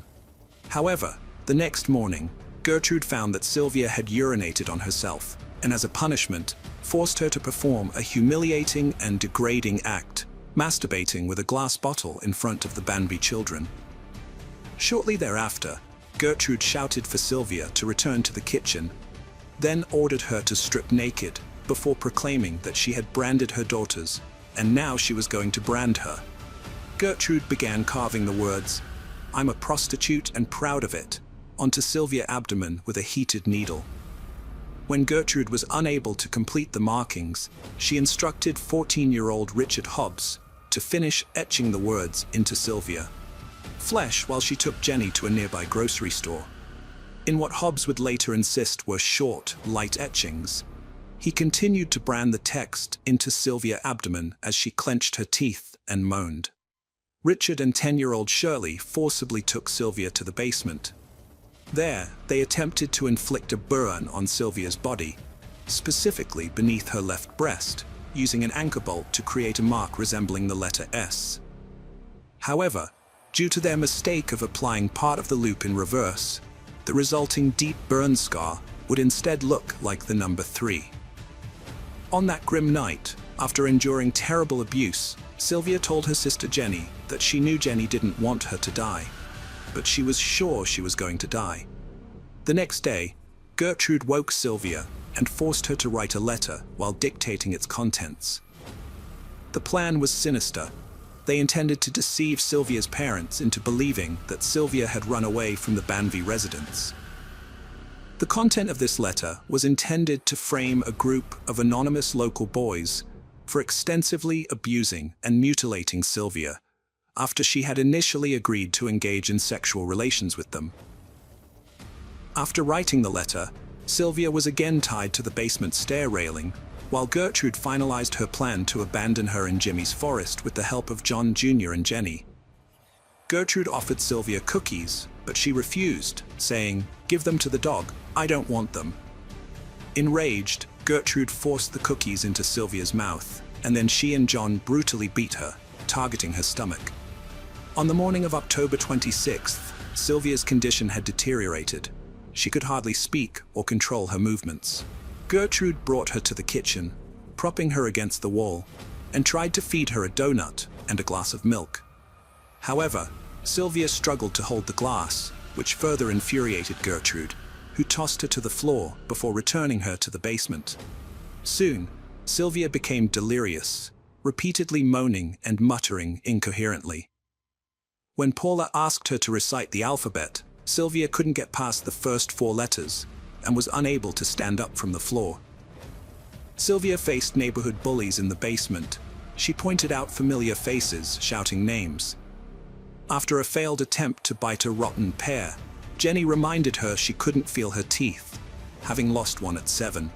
Exhausted and desperate, Sylvia tried to escape but collapsed. Gertrude punished her brutally, striking her head and knocking her out. Shortly after, at 5:30 p.m., Richard Hobbs returned to the Banvey residence and rushed to the basement, where he found Stephanie crying and cradling Sylvia's frail, wounded body. After their mother instructed Stephanie to clean Sylvia's body, she and Richard decided to give Sylvia a warm, soothing bath and dress her in fresh clothes. They laid her on a mattress in one of the bedrooms, where she whispered her final wish, for her father to be by her side or to be taken home. After suffering severe punishment and weakening from starvation, Sylvia finally succumbed to her injuries and died. When Stephanie realized Sylvia wasn't breathing, she attempted to perform mouth-to-mouth resuscitation, while Gertrude hysterically screamed at the children in the house that Sylvia was faking her own death. Initially, Gertrude struck Sylvia's lifeless body with a book, yelling at her that she was lying and pretending, in a futile attempt to rouse her. Soon, overcome with panic, Gertrude instructed Richard Hobbs to call the authorities from a nearby payphone. When the police arrived at the address around 6:30 p.m., Gertrude escorted the officers to the bedroom, where she revealed Sylvia's brutally beaten and mutilated body lying on a dirty mattress. She then handed over the letter that Sylvia had been coerced into writing. Gertrude claimed to have cared for the young girl for over an hour before her death, applying antiseptic to her wounds in a futile attempt at first aid. According to Gertrude, Sylvia had run away from home with a group of teenagers. Returning to her house that afternoon, bare-chested and clutching the note. Having declared to everyone in the house that Sylvia's death was meant to happen, Paula looked at Jenny and calmly said that if Jenny wanted to live with them, they would treat her like their own sister. Following instructions she had received before the police arrived, Jenny recited the rehearsed version of the events leading up to Sylvia's death, before whispering to the officers to take them away, and that she would tell them everything. The formal statement from Jenny Likens led to the arrest of Gertrude, Paula, Stephanie, and John Jr. Benazzi on suspicion of Sylvia's murder just hours after her body was discovered. That same day, Coy Hubbard and Richard Hobbs were also arrested and charged with the same crimes. The three older Benazzi children, along with Coy Hubbard, were placed in a nearby juvenile detention center, while the younger Benazzi children and Richard Hobbs were held at the Indianapolis Child Guardians Home, all detained without bail pending trial. Initially, Gertrude denied any involvement in Sylvia's death, but only a day into her detention, she confessed to knowing the children and acknowledged that her daughter Paula and Coy Hubbard had physically and emotionally abused Sylvia. Gertrude also admitted to forcing the girl to sleep in the basement on approximately 3 occasions when she had wet the bed. When an officer suggested that the probable reasons for Sylvia's incontinence were her mental distress and kidney injuries, Gertrude became evasive. Paula showed no remorse, signing a statement that admitted to repeatedly beating Sylvia. She also confessed to fracturing Sylvia's wrist and committing other brutal acts, including pushing her down the basement stairs 2 or 3 times. John Jr. confessed to whipping Sylvia once and frequently using his fist to abuse her, also admitting to burning her with matches on multiple occasions. The autopsy of Sylvia's body revealed over 150 separate injuries across her body, and she was severely emaciated at the time of her death. The injuries varied in location, nature, severity, and healing stage, including burns, severe bruises, and extensive damage to muscles and nerves. Her vaginal cavity was swollen and nearly closed, although an examination determined her hymen was still intact, debunking Gertrude's claims that Sylvia had been 3 months pregnant and the accusations of prostitution and promiscuity. The official cause of Sylvia Marie Likens' death was determined to be a subdural hematoma resulting from a severe blow to the right side of her head. The doctor also noted that the shock she sustained, primarily due to prolonged and severe injury to her skin and subcutaneous tissue, as well as chronic malnutrition, contributed to her demise. By the time her body was discovered, rigor mortis had fully set in, suggesting that she may have been deceased for up to 8 hours prior to discovery. Interestingly, although the autopsy revealed that Sylvia had been recently bathed, possibly post-mortem, this action may have accelerated the loss of body temperature and subsequent onset of rigor mortis. In May 1966, Gertrude Bissesi, her children Paula and John, and 2 neighborhood youths, Coy Hubbard and Richard Hobbs, were tried and convicted of neglect, torture, and murder in relation to Sylvia's death. Following 8 hours of deliberation, the jury found Gertrude Bissesi guilty of first-degree murder, sentencing her to life imprisonment. However, she was paroled in 1985. Paula was convicted of second-degree murder and released in 1972. Hobbs, Hubbard, and John were found guilty of manslaughter, serving less than 2 years in the Indiana Reformatory before being granted parole on February 27, 1968. In Indiana, the brutal murder and torture of Sylvia Likens is considered the state's worst crime. A seasoned investigator from the Indiana Police Department, with 35 years of experience, described it as the most sadistic case he had ever encountered.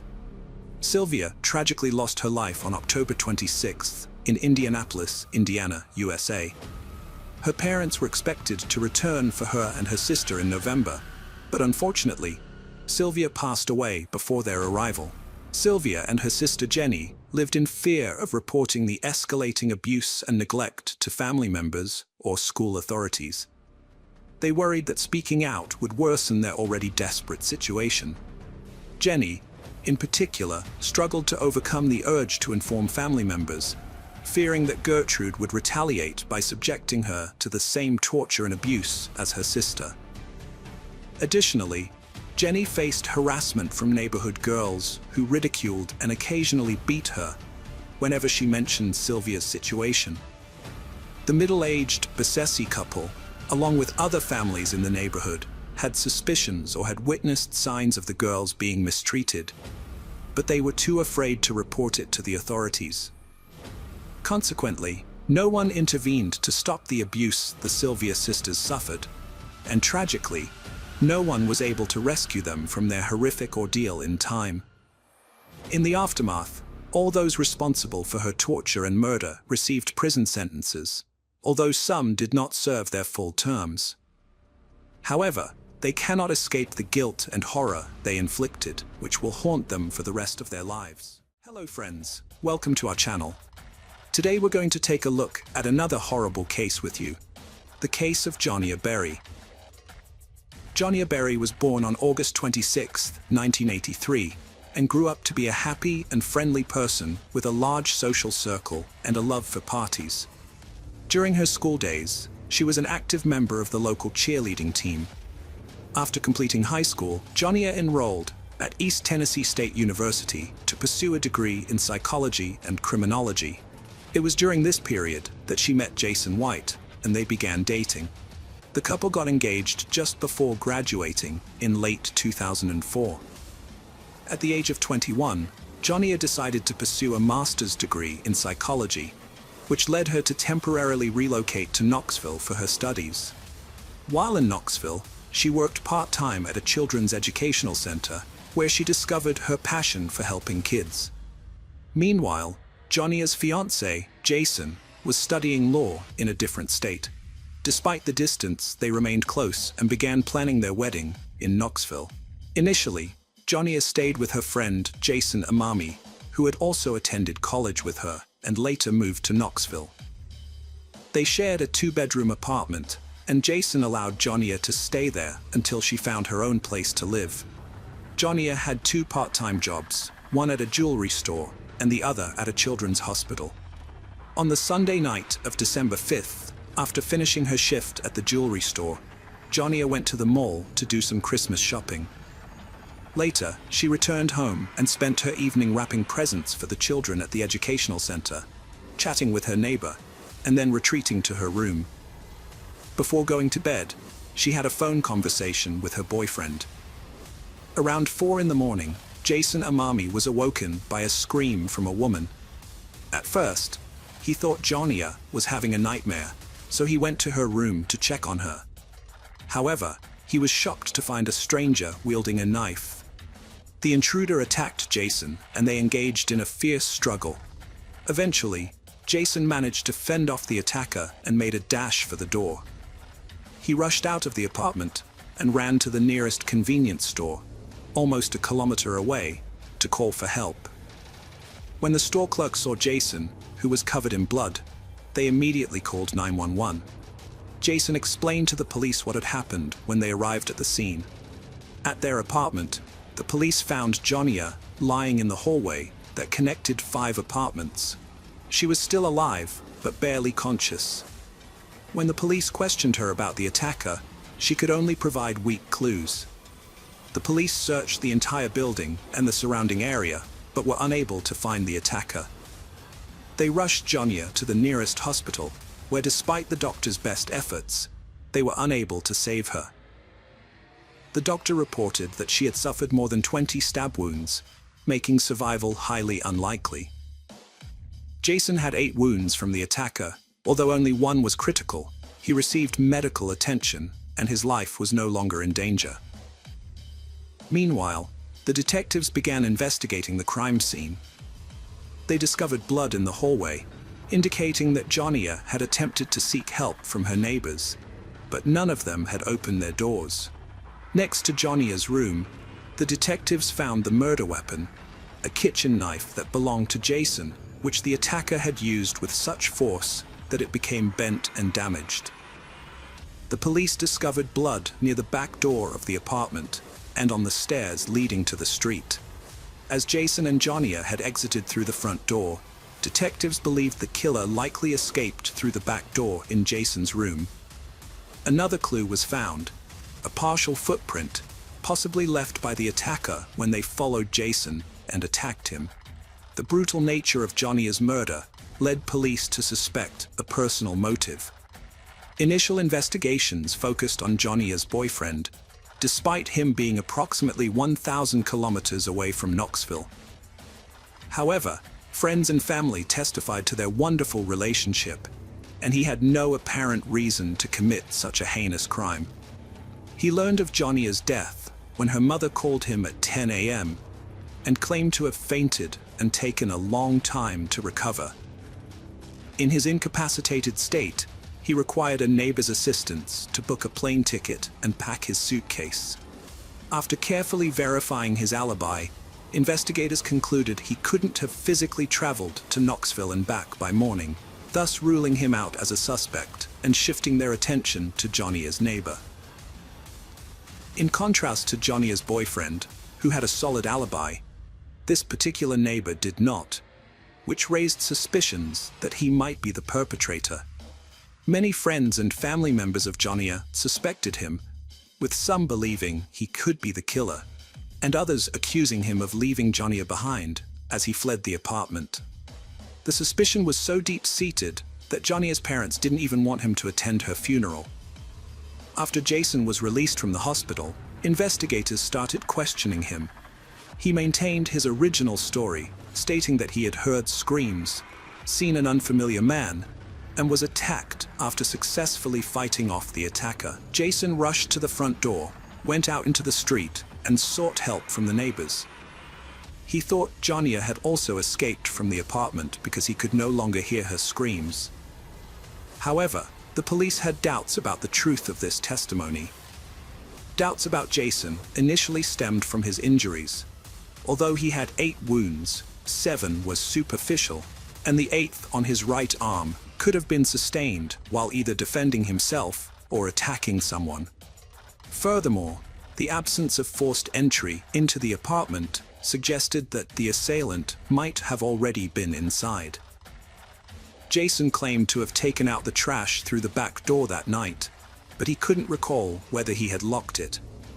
The detectives pressed him further, focusing on which door he used to exit the apartment onto the street. Jason maintained that he had left through the front door, but the police suspected he was lying. If Jason had actually exited through the back door, it would account for the bloodstains near the door leading to the stairs, thereby heightening suspicions against him. Additionally, the police accused him of using and selling illegal drugs and of becoming aggressive when he couldn't get his fix. Jason denied all these allegations, but the investigators continued to level various charges against him. After spending several hours at the police station, the detectives asked Jason to take a polygraph test, and to their surprise, he accepted. An expert was brought in to administer the test, during which Jason was asked a series of leading questions. When the test was over, the investigators told him that he had failed, suggesting that his responses were false. This news caused Jason to become extremely upset, shouting that he was innocent and had no involvement in the crime, that his life was in danger, and that the real perpetrator was still at large. Despite his protests, the detectives remained skeptical. Police couldn't charge Jason due to lack of evidence. Lab analysis of the murder weapon revealed 3 DNA samples: the victim's, Jason's, and an unknown man's. The unknown DNA was also found elsewhere in the apartment. A bloody fingerprint on the knife handle didn't match Jason's. These findings suggested another person was present, but the unknown DNA didn't match any in the database. Despite this, public opinion still doubted Jason's innocence. Jason developed PTSD after a flawed polygraph test led to false accusations. In reality, Jason had severe lung and neck injuries with little hope of recovery. However, due to police report inaccuracies, his treatment was only 25% covered, leaving him in financial distress. After the police stopped suspecting him, they started questioning Jason as a witness. Based on his account, they managed to create a rough description of the attacker. However, The situation was complicated by the fact that Jason didn't get a clear look at the assailant's face. The apartment was dimly lit, and the attacker had pounced on him as soon as he left the room. In Jonia's room, the investigators made an intriguing discovery. A cap was found near the back staircase, along with discs and a stereo player. At first, they thought these items might belong to Jonia or Jason, but Jason denied any connection to them, claiming they were not in his apartment. This led the investigators to suspect that the killer might have left them behind. The police released a rough sketch of the suspect to the media, and after it was published, they received hundreds of leads. Many people reported individuals who vaguely matched the sketch, prompting the detectives to investigate each of these leads. One lead in particular caught their attention: a group of local teenagers known to break into houses to steal. One of these teenagers, 19-year-old Michael, bore a resemblance to the suspect's sketch. The police launched a search for Michael, which was made more complicated by the fact that he was already wanted for theft. With the possibility of his involvement in murder, 2 police units joined the search for Michael. They tracked down Michael and brought him in for questioning about the murder. As soon as he was in custody, the investigators turned their attention to his shoes, which had a tread pattern that was similar to the footprint found at the crime scene. They took DNA and fingerprint samples from Michael and sent them to the lab for analysis. While waiting for the results, they questioned him, and he made a surprising confession. Michael claimed that he and a friend had broken into Gia's apartment that night, intending to steal valuables. However, he said his friend had taken a knife and attacked Gia. But the detectives soon grew suspicious of Michael's story. The details he provided didn't match the evidence they had collected, and there was no sign of 2 strangers at the crime scene. The lab results only added to their doubts. Michael's DNA and fingerprints didn't match those found at the murder scene, and his shoes didn't match the tread pattern found in Gia's room. In the end, the police concluded that Michael had made up the whole story. It may seem strange, but it's not uncommon for people to falsely confess to high-profile crimes, often to get attention or a reward. It's unclear what motivated Michael, but his confession turned out to be completely false. Following the murder, investigators questioned over 1,000 potential suspects and collected around 400 DNA samples. However, none of them matched the evidence found at the crime scene. In an effort to encourage people to come forward with information, a reward was offered early on in the investigation. As time went on, the reward amount increased each month. By December 2005, a year after the murder, the reward had reached $60,000. The state governor also contributed an additional $20,000 from his own funds, drawing even more public attention to the case. Despite the many leads, all of them ultimately led to dead ends. As a result, the case remained unsolved for several years. In 2007, the victim's parents took action seeking changes in state legislation. They found it surprising that the murderer's fingerprints and DNA were not in any databases, considering the brutality of the crime. The parents refused to believe that this was the perpetrator's first offense. They later discovered that, according to Tennessee laws, fingerprints and DNA samples were only collected from people who had been convicted of a crime. Jason's parents were determined to bring about change. They took an active role in shaping a new law that required the collection of DNA samples from all individuals arrested for violent crimes. The authorities backed this initiative, and the law was passed in May 2007. 2 months later, a significant breakthrough occurred in the case. The police arrested 22-year-old Taylor Lee Olson for violating his probation terms. Olson had a lengthy criminal record, mainly involving theft, check forgery, and auto theft, with multiple previous arrests. Remarkably, despite his history of run-ins with the law, his fingerprints and DNA had never been collected. Olson lived with his girlfriend and their newborn daughter, but his criminal activities persisted.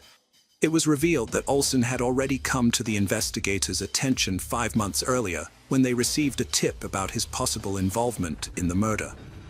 However, for reasons unknown, the police had not pursued DNA samples for analysis at that time. Nevertheless, with his new arrest for probation violation, they finally decided to question him about Jonia's case. Olson eventually confessed his involvement in the murder and willingly provided a DNA sample.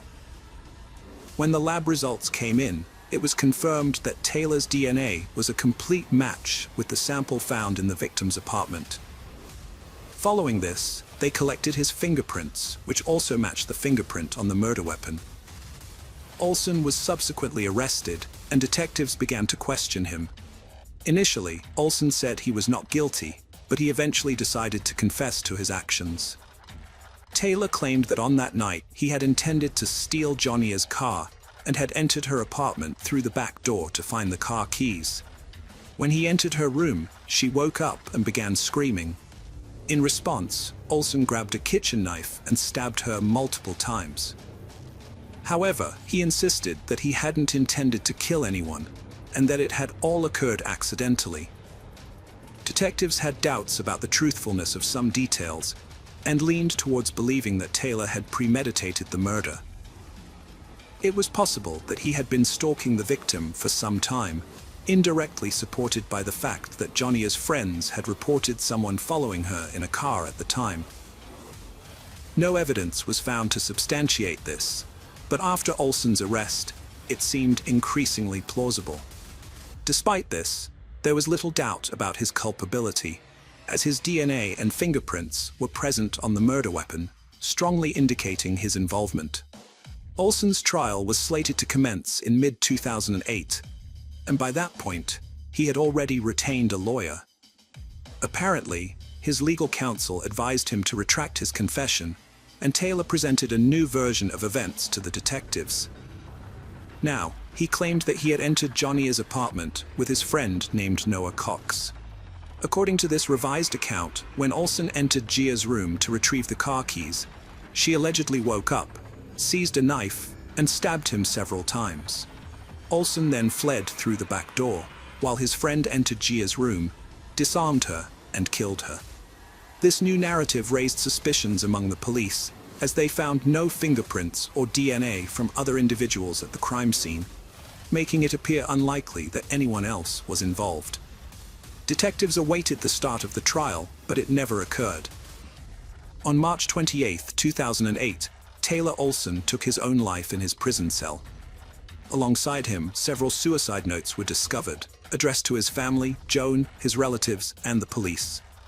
In the note to the detectives, he once again alleged that his friend Noah Cox was the actual perpetrator and also apologized to Gia's family and his own. Detectives continued to believe that Olson was responsible for the murder and repeatedly questioned him, but they found no evidence implicating him. Gia's parents also remained skeptical, believing that Olson was lying. In their view, if Taylor was truly innocent, he wouldn't have taken his own life. It seemed more likely that he simply did not want to spend the rest of his life in prison. Furthermore, for several months following his initial confession, Olson had consistently maintained that he had entered the apartment alone and that there was no one else with him. The sudden change in his story to shift blame onto his friend raised further doubts. Hello friends, welcome to our channel. Today we're going to take a look at another horrible case with you. The case of Kate Waring. Kate Waring was born in Charleston, South Carolina, into a loving family with 2 siblings and parents who worked hard to provide the best possible life for their children. From a young age, Kate demonstrated a deep love for animals, which led her to volunteer at various animal shelters during her teenage years. Apart from her compassion for animals, Kate was also an accomplished dancer with a wide circle of friends and a radiant personality. To all appearances, Kate grew up in a supportive and nurturing environment, and in many ways, this was true. However, Kate's life took a dramatic turn just before she went off to college. In a private conversation with her parents, Kate revealed that she had been abused by someone close to the family when she was younger. Although she chose not to disclose the identity of the perpetrator, her revelation sent shockwaves through her family. Her parents were unaware of the trauma Kate had been silently enduring for years, leaving them reeling from the news. After sharing her dark secret, Kate's parents did everything in their power to support her, but the trauma's consequences only seemed to intensify over time. Initially, Kate struggled with addiction, first with alcohol and later with illegal substances. Her parents suggested therapy, which she reluctantly agreed to. They also encouraged her to move back home, hoping the family's presence would help her cope. Despite being an independent adult, Kate agreed to return home. At first, therapy seemed to be having a positive impact, but Kate struggled to break free from the past's heavy burden and live life to the fullest. The psychiatrist diagnosed her with depression, but everything changed when her father, always concerned and eager to help, suggested a trip to anywhere she desired. Kate was thrilled by the idea and soon set her heart on traveling beyond the Arctic Circle. Her dream was to witness polar bears in their natural habitat, and despite her traumatic experience, her love for animals remained unwavering. Kate and her parents searched for the perfect tour and soon purchased tickets for a trip to the Arctic Circle. Kate was thrilled to be embarking on this adventure, and as a result, her parents witnessed a significant transformation in her demeanor, replacing her depressive state with a cheerful and optimistic outlook. When they finally embarked on the trip, Kate was ecstatic. During the journey, Kate and her parents had a fantastic time on the boat, which took them to the Arctic Circle, where Kate befriended a Russian tourist. They remained in contact throughout the trip and continued exchanging letters afterward. Kate developed strong feelings for him, and eventually, after returning home, she decided to visit Russia. Upon arriving, they reunited, and she even contemplated staying longer in the country, but due to visa problems, Kate was forced to return home. Despite this setback, it seemed that Kate had finally overcome her depression. Back home, she planned to resolve her visa issues and even started writing a book for her children. Her life was finally taking a turn for the better. On Saturday, June 12, 2009, Kate's life took a dramatic turn. Her family was away on a business trip, leaving her alone at home. Normally, Kate would call her father to reassure him that everything was okay, but this time, she failed to do so. Her concerned father tried calling her back, but there was no response. Given Kate's past struggles with alcohol and substance abuse, he asked someone to check on her at home. When the person arrived, Kate was nowhere to be found, but her bedroom light was still on, suggesting she might return soon. However, she didn't show up. Furthermore, Kate had left behind her essential medication, which she was supposed to take regularly. Despite their growing anxiety, Kate's parents decided not to panic and waited for her return, considering her age of 28 and ability to take care of herself. Her father decided to wait until Monday before involving the police. On Monday morning, Kate Waring's father received a call from the bank. A bank employee informed him that someone had tried to cash a check worth more than $4,000, supposedly signed by Kate. However, the bank couldn't get in touch with Kate directly, and as her father was a co-signer on her account, they reached out to him instead. The situation seemed highly unusual because Kate's father was certain that his daughter only had a few $100s in her account, which is why the bank's security team contacted him. However, Kate's signature on the check appeared genuine. They also provided the name of the man who had brought in the check, Ethan Mack. The father did not recognize him, but since the bank authenticated Kate's signature, he assumed the man was an acquaintance of his daughter. Nevertheless, he decided to contact the police, as Kate remained unreachable. The detectives began investigating Kate's disappearance, and Ethan Mack was their first point of inquiry. He claimed to have known Kate for years and stated that she had written the check to settle old debts. According to Ethan, he frequently provided Kate with money for clothing, jewelry, and other purchases. Conversations with Kate's friends revealed that she had been friends with Ethan for an extended period, although they indicated that their relationship had never been romantic in nature, despite being close.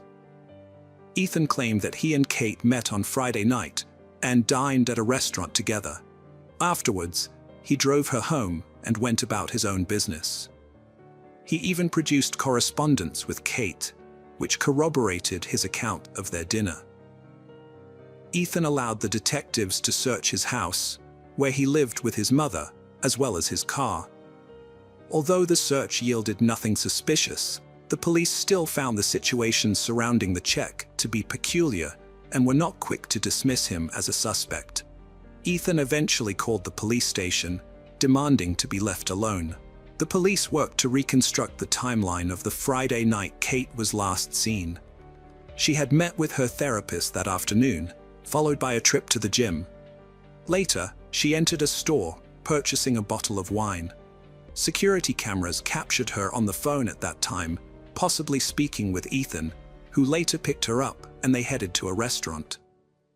Kate's parents remembered another unsettling detail. On the day she vanished, Kate had mentioned having some problems, but refused to elaborate. Her parents didn't recall this conversation until days later. Unfortunately, this information didn't aid the search, as weeks passed and Kate remained missing. Her parents felt the police weren't doing enough, given Kate's troubled past. However, in August, the case gained new life when a group of former police officers, led by lawyer Andy Savage, took it up. This group had been privately investigating unresolved cases, and Kate Waring's case had caught their attention. The team of 5 individuals, all with extensive police experience, began investigating Kate's disappearance. Former detective James Randall was the first to examine Kate's bedroom, where he found 2 suspicious elements. The first was a packet of medication that Kate regularly took, which was concerning because her parents confirmed she would never intentionally stop taking it. Therefore, the fact that the packet was left at home was alarming. The second suspicious element was Chinese currency on Kate's bed, which was peculiar because her parents had no idea where she had obtained it or why she needed it. The team then involved Bobby Mitter, an expert in gathering online information about individuals and tracking them. His skills proved invaluable, and he quickly discovered that on the night of her disappearance, around 10 p.m., Kate had called her friend James, who did not answer the phone. Instead, she left him a very troubling voicemail, claiming someone had stolen her credit cards. The investigation also revealed that her phone was last active at 1:53 a.m., when for some reason, she called her own voicemail. Further investigation led team member Lewis to discover that the call was made from the area of James Island, which was a few kilometers from Kate's house. Another team member, former homicide detective Eugene Fraser, made an intriguing discovery. He spoke with several acquaintances living in James Island and found it odd that Ethan Mack, who had voluntarily let the police inspect his home, did not actually live there. Instead, he rented an apartment in a nearby building, which Eugene was fortunate to uncover because one of his acquaintances happened to be the landlord of the apartment Ethan had rented. Digging deeper, the detectives discovered that the police had barely scratched the surface in their investigation into Ethan. A cursory search of his mother's house was all they had done.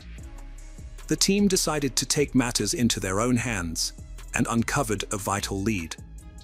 Ethan had a girlfriend, Heather Camp. When they questioned Kate's parents about her, her mother recalled a peculiar encounter. Kate had met Heather on a train from Washington, D.C. about a month before her disappearance, when Kate was having issues with her Russian visa. Heather claimed her wallet had been stolen, leaving her penniless, and Kate sympathetically offered to lend her a substantial amount of money.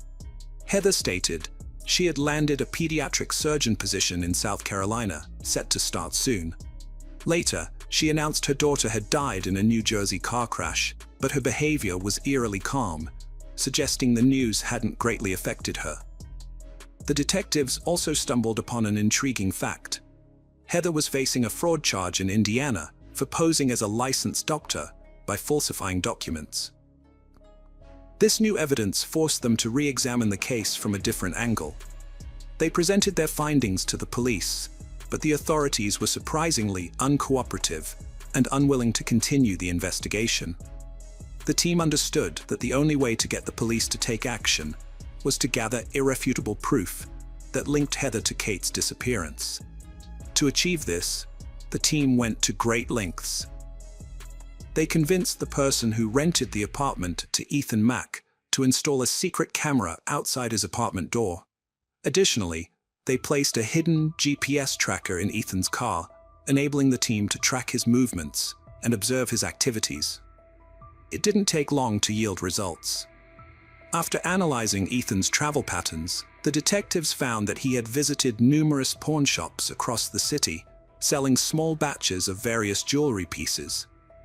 Although they couldn't confirm whether the jewelry belonged to Kate, the detectives believed they were getting close to a vital clue. After some time, Ethan and Heather faced a serious problem when their landlord threatened to evict them due to non-payment of rent. The team knew that if this happened, they would lose the opportunity to observe the couple's behavior and movements. To prevent this, they tried to persuade the landlord to change his mind. At the same time, the detectives quickly came up with a new plan. They asked the landlord to give Ethan and Heather more time to pay the rent, but only if they agreed to sign a contract promising to clear the debt.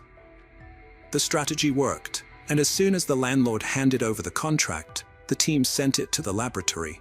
The goal was to compare Ethan and Heather's handwriting on the contract with Kate's signature on the $4,000 check. This led to a significant breakthrough. The handwriting expert conclusively confirmed that the check signature was from the same person who had signed Heather's name on the contract, proving that Heather had forged Kate's signature. The team knew the police would be slow to act, so they came up with a new plan. They persuaded the landlord to cooperate and told Ethan that his apartment needed to be treated for insects. The team leader wore an exterminator suit and went to the apartment with the landlord. They waited until Ethan left the apartment, confirmed by his car moving away from the house, before entering. However, they were met with an unwelcome surprise. Ethan was still at home. It turned out Heather was driving his car, but it was too late to abort the operation. The investigator had to improvise, insisting that fumigation was necessary and asking Ethan to wait outside while the chemicals were sprayed. Ethan, none the wiser, agreed and left.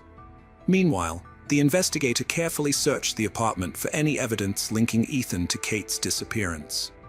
He searched Ethan's backpack and found Chinese money, the same notes found on Kate's bed. This was their first clue. Unfortunately, no other potential clues were found. The investigator and landlord pretended to finish the treatment and left. The team needed to regroup and devise another plan. Upon reviewing the footage from the camera in front of Ethan's apartment, detectives identified a frequent visitor, Terry Williams, a neighbor of the couple. They suspected Williams might have information about Ethan and Heather's involvement in Kate's disappearance, so they took a bold step. The team offered Williams a substantial sum of money in exchange for information about his friend's actions regarding Kate.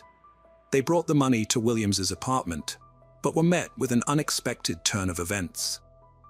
At the time of the offer, Heather was at her home, where she overheard the entire conversation.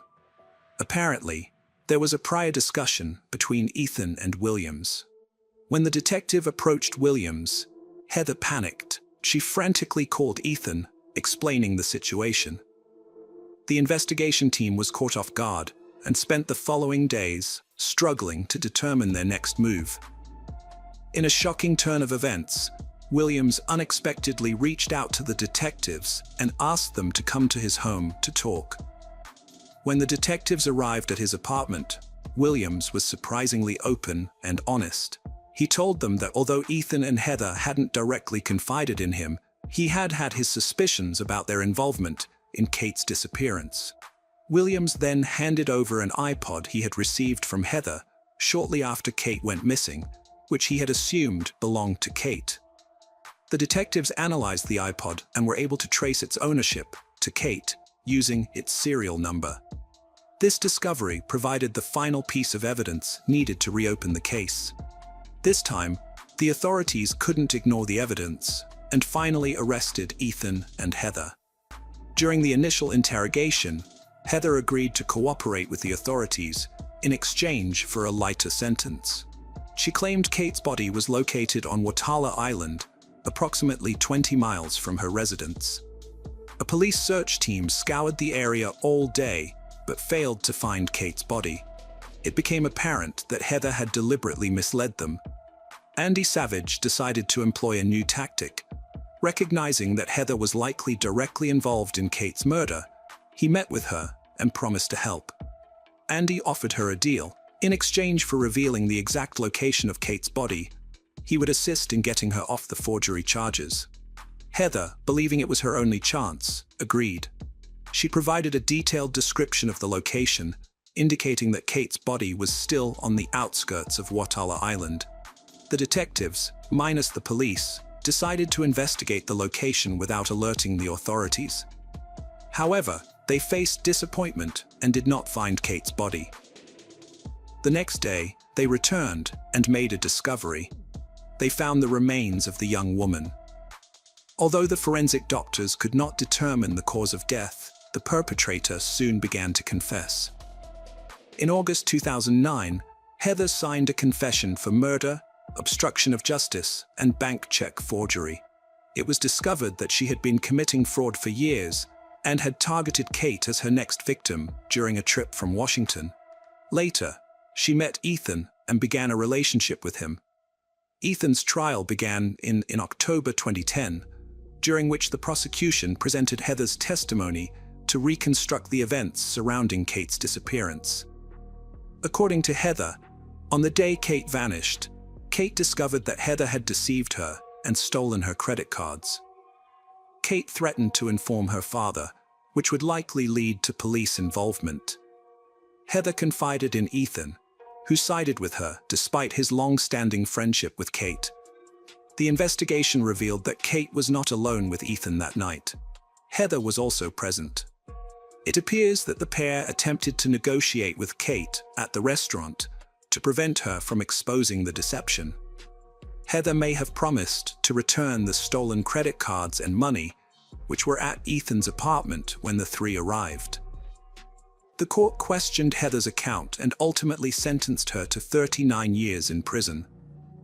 Ethan received a slightly lighter sentence of 25 years, largely due to Heather also being charged with fraud. Hello friends, welcome to our channel. Today we're going to take a look at another horrible case with you, the case of Timothy Jones Jr. Timothy Jones Jr. and Amber Kaiser, a divorced couple, had 5 children together, all under the age of 9. Mara Grace, Elias, Xavier, Nathalie, Gabrielle Asher, and Elaine Marie. The family lived in Lexington, South Carolina. When they first met as teenagers, Amber was attracted to Timothy's world and felt a strong connection to him and his way of life. They got married young, and while Timothy pursued his education in Mississippi, Amber dedicated herself to being a homemaker. Timothy grew up with a mother who struggled with schizophrenia, which gradually worsened over time.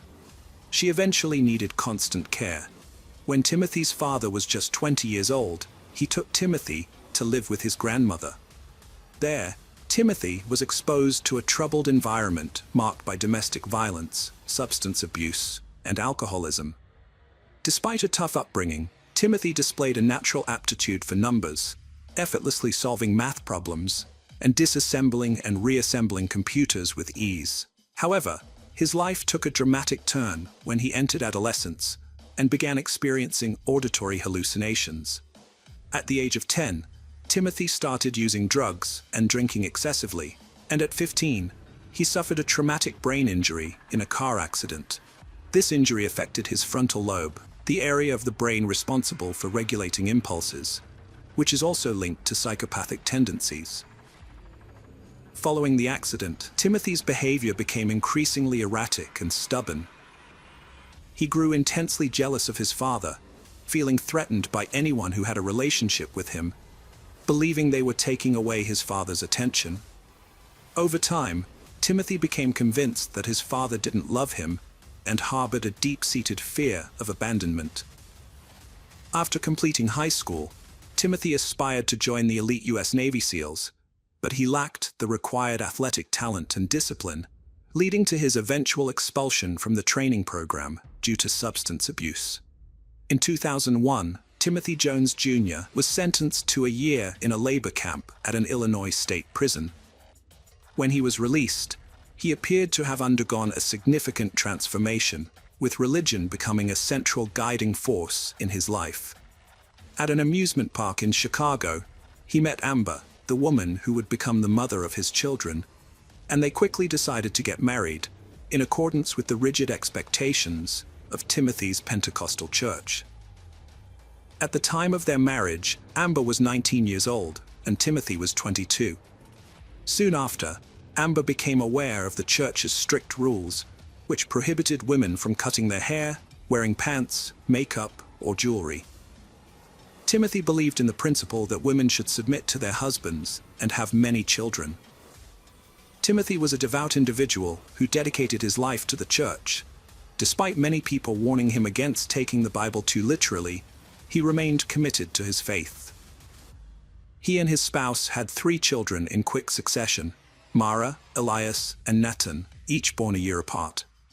As their family grew, they relocated to Mississippi, where Timothy earned a degree in computer science and engineering from the state university with highest honors. Throughout this period, Timothy Jones Jr. successfully balanced his marital life, parenthood, and various jobs. His family was incredibly proud of him, recognizing Timothy as a remarkable genius with a bright future. Timothy's life seemed to be progressing smoothly. He secured a job at Intel as a computer chip manufacturer, which his wife Amber saw as a means to a better life. Having lived in student housing in Mississippi, they aspired to raise their 3 children in a larger house and even considered hiring a nanny. Timothy's dream of living on a farm led him to buy a rundown trailer on a dirt road in Red Bank. He purchased animals to raise, and Amber stayed at home to care for the kids and the animals. The problem was that Amber was isolated, with no car and no driving skills in this rural area. By 2012, they had 2 more children, and problems started to surface. Timothy questioned whether he was the father of their youngest daughter, Elaine. He also wanted Amber to homeschool the kids. Despite her limited education, she only finished high school. Amber, who already felt lonely with no nearby family, and her husband's family living far away in Mississippi, felt even more inferior to her intelligent and educated husband. Tensions rose when Timothy accused Amber of having an affair with their neighbor. Their marriage began to fall apart, and they considered getting a divorce. Timothy wanted sole custody of the children, so he visited a therapist and asked for a statement to give to his divorce lawyer, claiming he was capable of raising the children on his own.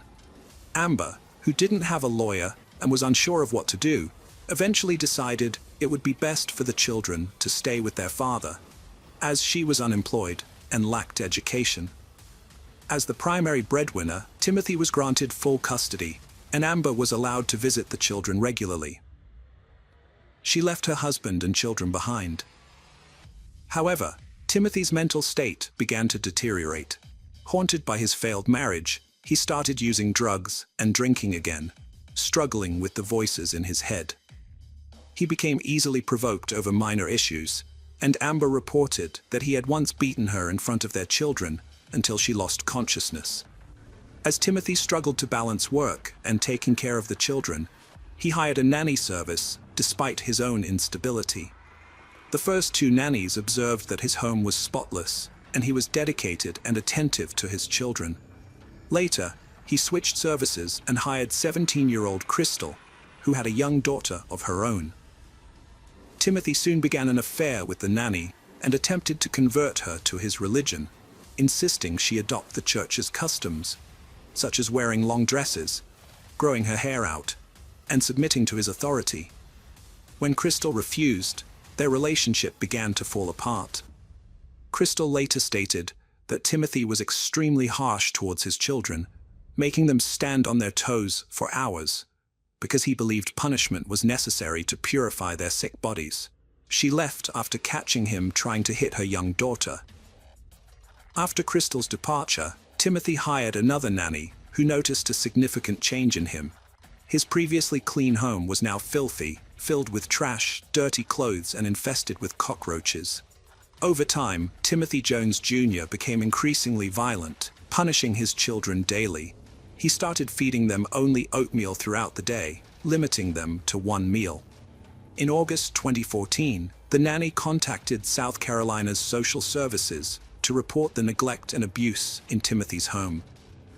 She described the lack of food and the physical abuse the children suffered. The abuse was so severe that the teachers at the elementary school, attended by the older children, had previously reported it to the agency months earlier. The agency had required Jones to sign a written promise never to mistreat or hit his children again, as they often arrived at school with bruises. On the afternoon of Thursday, August 28, 2014, Timothy picked up his 3 older children from elementary school and his 2 younger ones from the nanny around 7 p.m. Timothy became enraged about some broken outlets in their mobile home. He questioned his 6-year-old son Nathan about the damage, and when Nathan denied any involvement, Timothy forced Nathan to do push-ups, squats, and other exercises repeatedly, while whipping him with a belt whenever he slowed down. Amber, Timothy's ex-wife, called to talk to her kids. During the call, Nathan told his mom about the punishment he got for breaking some outlets, saying it was an accident. Timothy got angry, ended the call, and told Amber to stop protecting Nathan. After hours of being punished, Nathan was extremely tired, dehydrated, and begging for it to stop. He passed out, and Timothy carried him to bed, leaving him alone without water or any help. Phone records show that Amber tried to call back 8 more times, but Timothy didn't answer. Around 1 a.m., Timothy searched for a specific scene from the movie American History on YouTube, even though he knew Nathan was already unconscious. At around 1 a.m., Timothy took his 8-year-old daughter Mia to a local store to buy 10 packs of cigarettes. When they got back home, Timothy grabbed Mia and started choking her. Then he went to his 7-year-old son Elias and did the same thing. After that, he took off his belt and went to his 2-year-old son Gabriel and 1-year-old daughter Elaine, putting the belt around their necks and pulling until they stopped breathing. Seeing that the kids weren't moving, Timothy took their sheets and blankets, wrapped each of them separately, and put them in the back seat of his car. On Friday, August 29th, Jones's father called him at 7:43 a.m., but got no response. Later, at 9:36 a.m., the nanny tried calling Jones and finally got through to him on her second attempt. She asked if he would be taking the younger kids to daycare, and he told her not to worry, saying he would take them the following week, explaining that they were currently out of town and would return by Tuesday. Between noon and 2 p.m. that day, Jones drove around, searching online for out-of-state drugs. At 1:27 p.m., he was near Alabama, but he ignored his grandmother's multiple calls, totaling 23 attempts between 3 and 5 p.m. During this time, Jones also searched online for tobacco shops in Alabama and Mississippi, as well as campsites in South Carolina. His location was recorded in Georgia at 8:04 p.m. The next day, August 30th, his grandmother continued sending messages, asking why he wasn't responding to her calls. Then, on August 31st, his phone's location was recorded in Red Bank, New Jersey, at 10:08 a.m. Jones spent the day searching the internet for camping stores, RV parks, and landfills in South Carolina, as well as animal services. He also looked up 2 songs at 4:54 p.m. Timothy Jones Jr. received a reminder from the nanny to bring diapers when he dropped off Gabriel. An hour later, he responded, informing her that he had left South Carolina with the children to start anew, and asking her to clean the mobile home, giving her permission to take whatever she wanted from the belongings he left behind. On September 1st, Timothy was driving from one place to another. The next morning, at 10:35, He searched online for information on disposing of bodies in landfills, making muriatic acid, and camping near countries with no extradition laws, as he was facing legal issues and considering his escape options. Throughout the day, he received updates from the nanny, who had cleaned the mobile home. His boss at Intel also messaged him, inquiring about his work attendance, around 6 p.m. On the morning of September 3rd, a coworker called him twice, but Timothy did not respond. Later, surveillance video captured Timothy at a well-known store, purchasing a saw, muriatic acid, garbage bags, a 5-gallon bucket, and goggles at 3:37 a.m. He also searched online for information about his missing children. On September 4th at 6:33 a.m., Timothy Jones Jr.'s location was tracked to Charleston, South Carolina, where he deposited a check for $3,508 at a bank. The next day, on September 5th, his phone was briefly turned on in Louisville, Georgia, but his exact location was not recorded. On the morning of September 6th, Jones placed the decomposing bodies of his children in black plastic garbage bags and abandoned them in a clearing along a rural forest road in Alabama, which was recorded at 9:14 a.m. The bodies had been in the back seat of his vehicle since August 29th. Later that day, at around 7 p.m., Jones was stopped at a traffic checkpoint in Smith County, Mississippi. A police officer approached his vehicle and noticed a strong, unpleasant smell coming from inside, as well as apparent bleach stains on the carpet that suggested a recent cleaning attempt. When questioned about the whereabouts of his children, Jones initially denied having any children, then claimed he had 3 children who were in South Carolina. The officers asked for the phone numbers of his father, grandmother, and ex-wife to verify the children's safety, and after making the calls, they promptly arrested Jones. Jones felt overwhelmed with sorrow and anger when he caught one of his sons playing with an electrical outlet.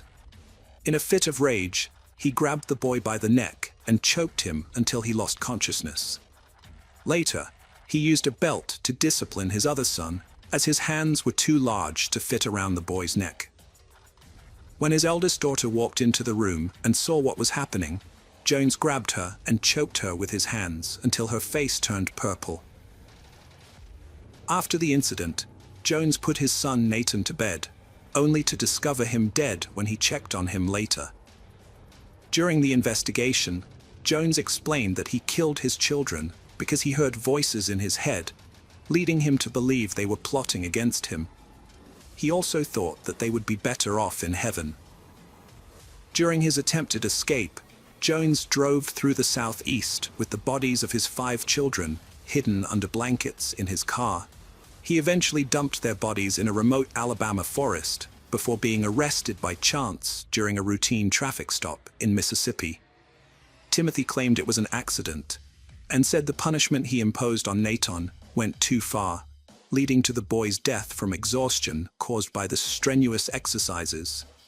When he found Nathan lifeless in his room, Timothy was overcome with panic and decided to kill all his children. The pathologist found it difficult to determine the exact cause of Nathan's death, but suggested that the excessive exercise had weakened him so much that it would have taken minimal force to end his life. The investigators were puzzled as to why Timothy didn't call for emergency services if he genuinely believed it was an accident. Instead, he attempted to hide and dispose of the children's bodies on the same day. Timothy eventually agreed to take the investigators to the location where he had hidden the bodies. On September 11th, authorities recovered the remains of Timothy Jones's 5 children. The evidence collected from his car was handed over to South Carolina authorities and included personal items such as family photos, children's clothing, drawings by the children, letters written by their mother to the children, Timothy Jones's university diploma, and his passport. Additionally, handwritten notes by Jones were found, detailing to-do lists that included instructions on how to dispose of bodies, including grinding bones into powder or small pieces, and burning them. The lists also mentioned supplies needed, such as camping gear, gasoline, and muriatic acid. Upon his arrest on September 13, 2014, Jones was placed in a special isolation cell away from the general prison population. Since then, he has undergone evaluation by various mental health professionals, including psychiatrists, clinical psychologists, and forensic experts. Although the experts' opinions differ, some have diagnosed Jones with schizophrenia, bipolar disorder, schizoaffective disorder, or personality disorder. These experts suggest that Jones's mental state at the time of the crime might have been exacerbated by his drug use and a traumatic brain injury he suffered at the age of 15, which could have contributed to an underlying psychotic condition. In late May 2019, Timothy Jones Jr. was tried for a crime considered one of the worst murders in South Carolina's history. The trial featured weeks of intense testimonies and evidence presented against him. After only 2 hours of deliberation, the jury delivered a verdict on June 13, 2019, sentencing Jones Jr. to death.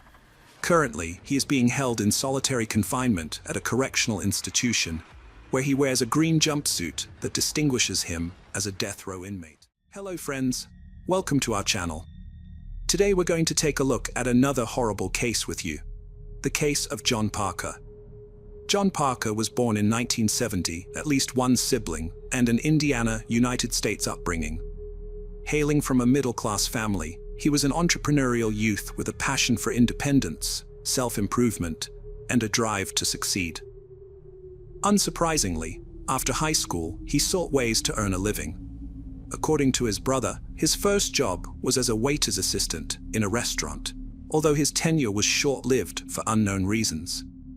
Undeterred, he soon found a new opportunity that offered greater autonomy and led him to discover his true calling, sales. John started his career as a door-to-door salesman for Kirby vacuum cleaners, a path that initially drew mockery from his family. However, in a remarkably short period, John proved his doubters wrong, discovering his true calling in life. By the end of his first year, he had risen to become the top-performing salesman in the area, and he made it clear that he had no intention of stopping there. Putting in long hours, often exceeding 12 to 16 hours a day, John became not only a sales leader whose accomplishments were regularly recognized at company meetings, but also a mentor and inspiration to his fellow salespeople, who drew new ideas and motivation from him. During this time, John met 20-year-old Judy, a young woman from a low-income family of 3 children in Texas, born in October 1969. Judy was outgoing and confident, and despite John not being actively seeking new salespeople, she persuaded him that she excelled in sales. Though young, Judy was far from shy. In fact, she had already been married at 14 with her parents' consent, was divorced, and had 2 children, Christina and Daniel Hicks, by the time she met John. Impressed, John gave Judy a chance and became her mentor in vacuum cleaner sales. Not only did Judy earn a spot in John's sales force, but she also captured her boss's heart, and they eventually started a romantic relationship. John's life was thriving. As a renowned salesman and trainer, he had earned an excellent reputation, and Judy's support in both his personal and professional life was invaluable. With this solid foundation, he decided to take the leap and start his own business in Michigan, becoming a sales and service operator for Kirby vacuum cleaners. In addition, he offered training sessions for salespeople, sharing his personal secrets and infectious enthusiasm that had contributed to his success in the industry. John's company soon became one of the top performers in the area, a feat he always attributed to Judy's unwavering support. In 1992, with his professional life firmly established, John and Judy got married. The following years were dedicated to demonstrating the potential achievements of a successful salesperson. They had 2 daughters, Tiffany and Erica, adding to their family of 4. As their fortunes grew, they relocated to better residences, and their children began to reap the benefits of John and Judy's hard work. John initially got along well with his wife's children. Christina was a sweet and innocent girl, while Daniel was hyperactive and a bit mischievous. The Parkers had a comfortable life, with excellent schools for the kids, luxurious cars, and frequent vacations. John was building a substantial fortune and wanted to inspire the young salespeople he trained by showing them what they could achieve through hard work. However, Christina's choice of friends was concerning, as she hung out with kids who had behavioral issues and even drank with them.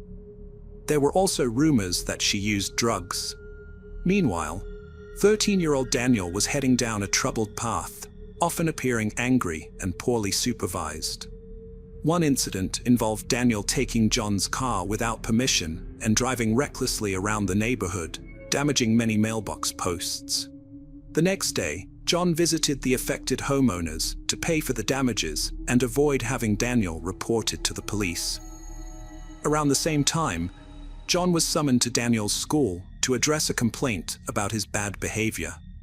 Unfortunately, the encounter ended with John physically disciplining the boy, which created tension in their relationship. After 9 years together, Judy decided it was time to introduce her family to the humble Texas town where she grew up, and to reconnect with one of her brothers who still called it home. During their visit, Judy confided in her brother that her marriage was on the brink of collapse, and that John's behavior towards her children was a major concern. However, the reality was that Judy herself was failing to acknowledge her older children's wayward paths, instead siding with them, which only added fuel to the already volatile situation. John's situation went from bad to worse when he began to suspect that his wife was having an affair with one of his company's employees. As a man of action, John didn't let problems simmer. He addressed them head-on. To be certain of his suspicions, he installed cameras around the office and eventually gathered irrefutable evidence. This confirmation crushed John, and his friendly demeanor took a drastic turn for the worse. He started drinking excessively, which led to violent arguments with Judy and rough treatment of his children. One day, he brutally beat his daughter Tiffany with a belt after her teacher informed him that she had forgotten her homework. The teacher noticed the marks the next day and reported the incident to social services. Before they arrived, John warned the 4 kids that if they wanted to maintain their luxurious lifestyle, they needed to keep quiet about the beating. Tiffany ended up blaming her stepbrother Daniel, who didn't deny the accusations. John's bad mood didn't only affect his family, it also had a significant impact on his employees and the company's clients, who suffered from his outbursts of rage as a result of his wife's infidelity. In an attempt to separate his wife from her lover, John decided to relocate the family to an exclusive area in Crown Point, Indiana. Despite still loving Judy and hoping that by removing her from temptation, they could start anew, things didn't improve. Although Judy made an effort to improve her appearance by losing weight and changing her look, John, on the other hand, let his beard grow, started smoking, and his wardrobe became limited to jeans. His constant distraction led to the decline of the business, which almost went bankrupt, forcing him to sell his boat to stay afloat. Rumors spread throughout the office that Judy was having an affair with Jeff, John's right-hand man, although it was unclear whether the rumors were true or not. These rumors undoubtedly fueled more disagreements between they. At a certain point, Judy dropped a bombshell. She wanted a divorce, but John knew it wouldn't be that straightforward. He felt he had given Judy everything, rescuing her from poverty, embracing her children, lavishing her with luxuries, and loving her with an all-consuming passion. Now that same passion had curdled into bitter resentment. He retaliated by severing all her financial lifelines. He made it crystal clear, if she walked out, she'd leave with nothing. And he had the ultimate trump card, a recording of her illicit affair with a colleague. At the start of 2003, the strained relationship between John and Judy had taken its toll on their children, whose behavior continued to deteriorate. Tiffany's actions were particularly concerning, having recently been grounded for setting a fire on school grounds with a friend. The turning point came on Thursday, April 17, 2013, when John and Judy decided to have dinner alone at a restaurant, likely in an attempt to find a resolution to their marital issues, or at the very least, ease the tension. After dining, they phoned home to check on the kids and informed them they would be back soon. Christina requested that they stop by her office to pick up a forgotten school notebook. On their way back, they made a detour to the office, and John took the opportunity to drop off the leftover dinner to Jeff, who was allegedly working late. They arrived at the office in a deserted industrial area just before 10 p.m. As John talked to Jeff inside, Judy retrieved her daughter's notebook and headed back to their car parked outside. Moments later, John emerged from the office and opened the rear door on the driver's side to search for something in the vehicle. Suddenly, two loud bangs echoed through the air, and John crumpled to the parking lot floor. Almost instantly, 911 operators received frantic calls from Judy and Jeff. Police and medical assistance units responded to the scene within minutes. Tragically, John, 33 years old, had been shot in the back of the head and was declared dead at the scene. When questioned, Judy, who was inside the car at the time of the incident, was unable to provide much insight. She stated that she had been sitting in the car when her husband emerged from the office, opened the back door on the driver's side, and immediately heard two shots. Judy recalled that upon hearing the gunfire, she instinctively hid, using the seat for cover, and when she finally looked up, she caught a glimpse of a dark-clad figure fleeing the scene. John's wallet was missing, leading investigators to initially suspect a robbery. However, as they delved deeper into the scene, doubts began to arise. Several questions troubled the investigators. Why would someone target this desolate industrial area at night, with no one around to witness the crime? If it were a robbery, why would the perpetrator take John's life first and then steal his wallet, when they could have easily taken the $20,000 gold Rolex he was wearing, as well as other accessible jewelry? And why didn't the thief search John's pockets, a common practice in such assaults? 2 bullet casings were recovered at the scene, corroborating Judy's account of hearing 2 explosions. One of the shots had killed John almost instantly, while the fate of the second remained unclear due to a lack of official information. With their minds racing with questions, the investigators launched their inquiry. And naturally, Judy was the first to be questioned. She revealed that her husband had a dispute with a company employee sometime prior and was able to identify the individual. However, beyond this, Judy was unable to provide any further insight beyond her initial statement at the scene. Jeff, likewise, proved unhelpful. He was inside the office and only emerged after hearing the shots, by which time everything was already over. Meanwhile, the authorities contacted the Parker residence, where Christina answered the call and was informed of her stepfather's passing.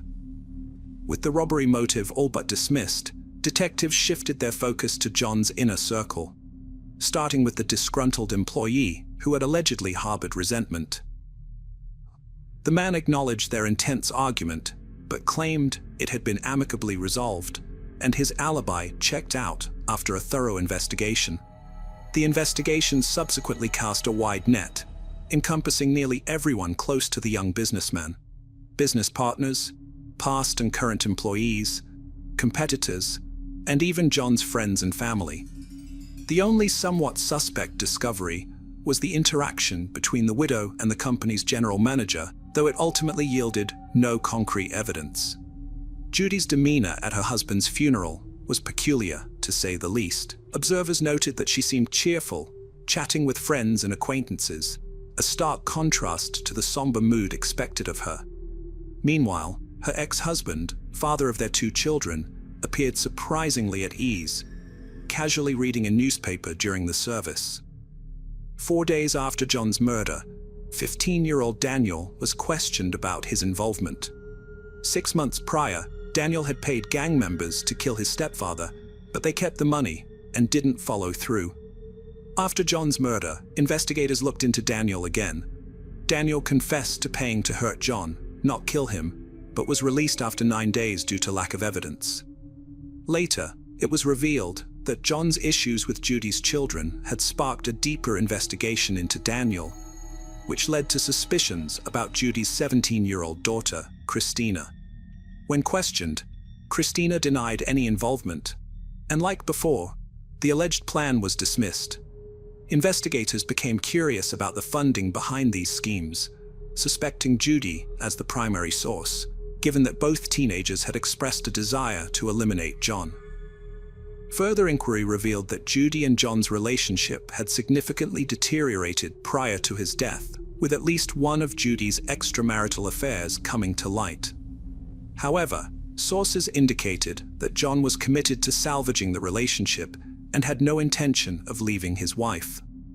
The primary motive behind Judy's alleged targeting of her husband seemed to be financial, with detectives discovering 2 life insurance policies totaling $1 million.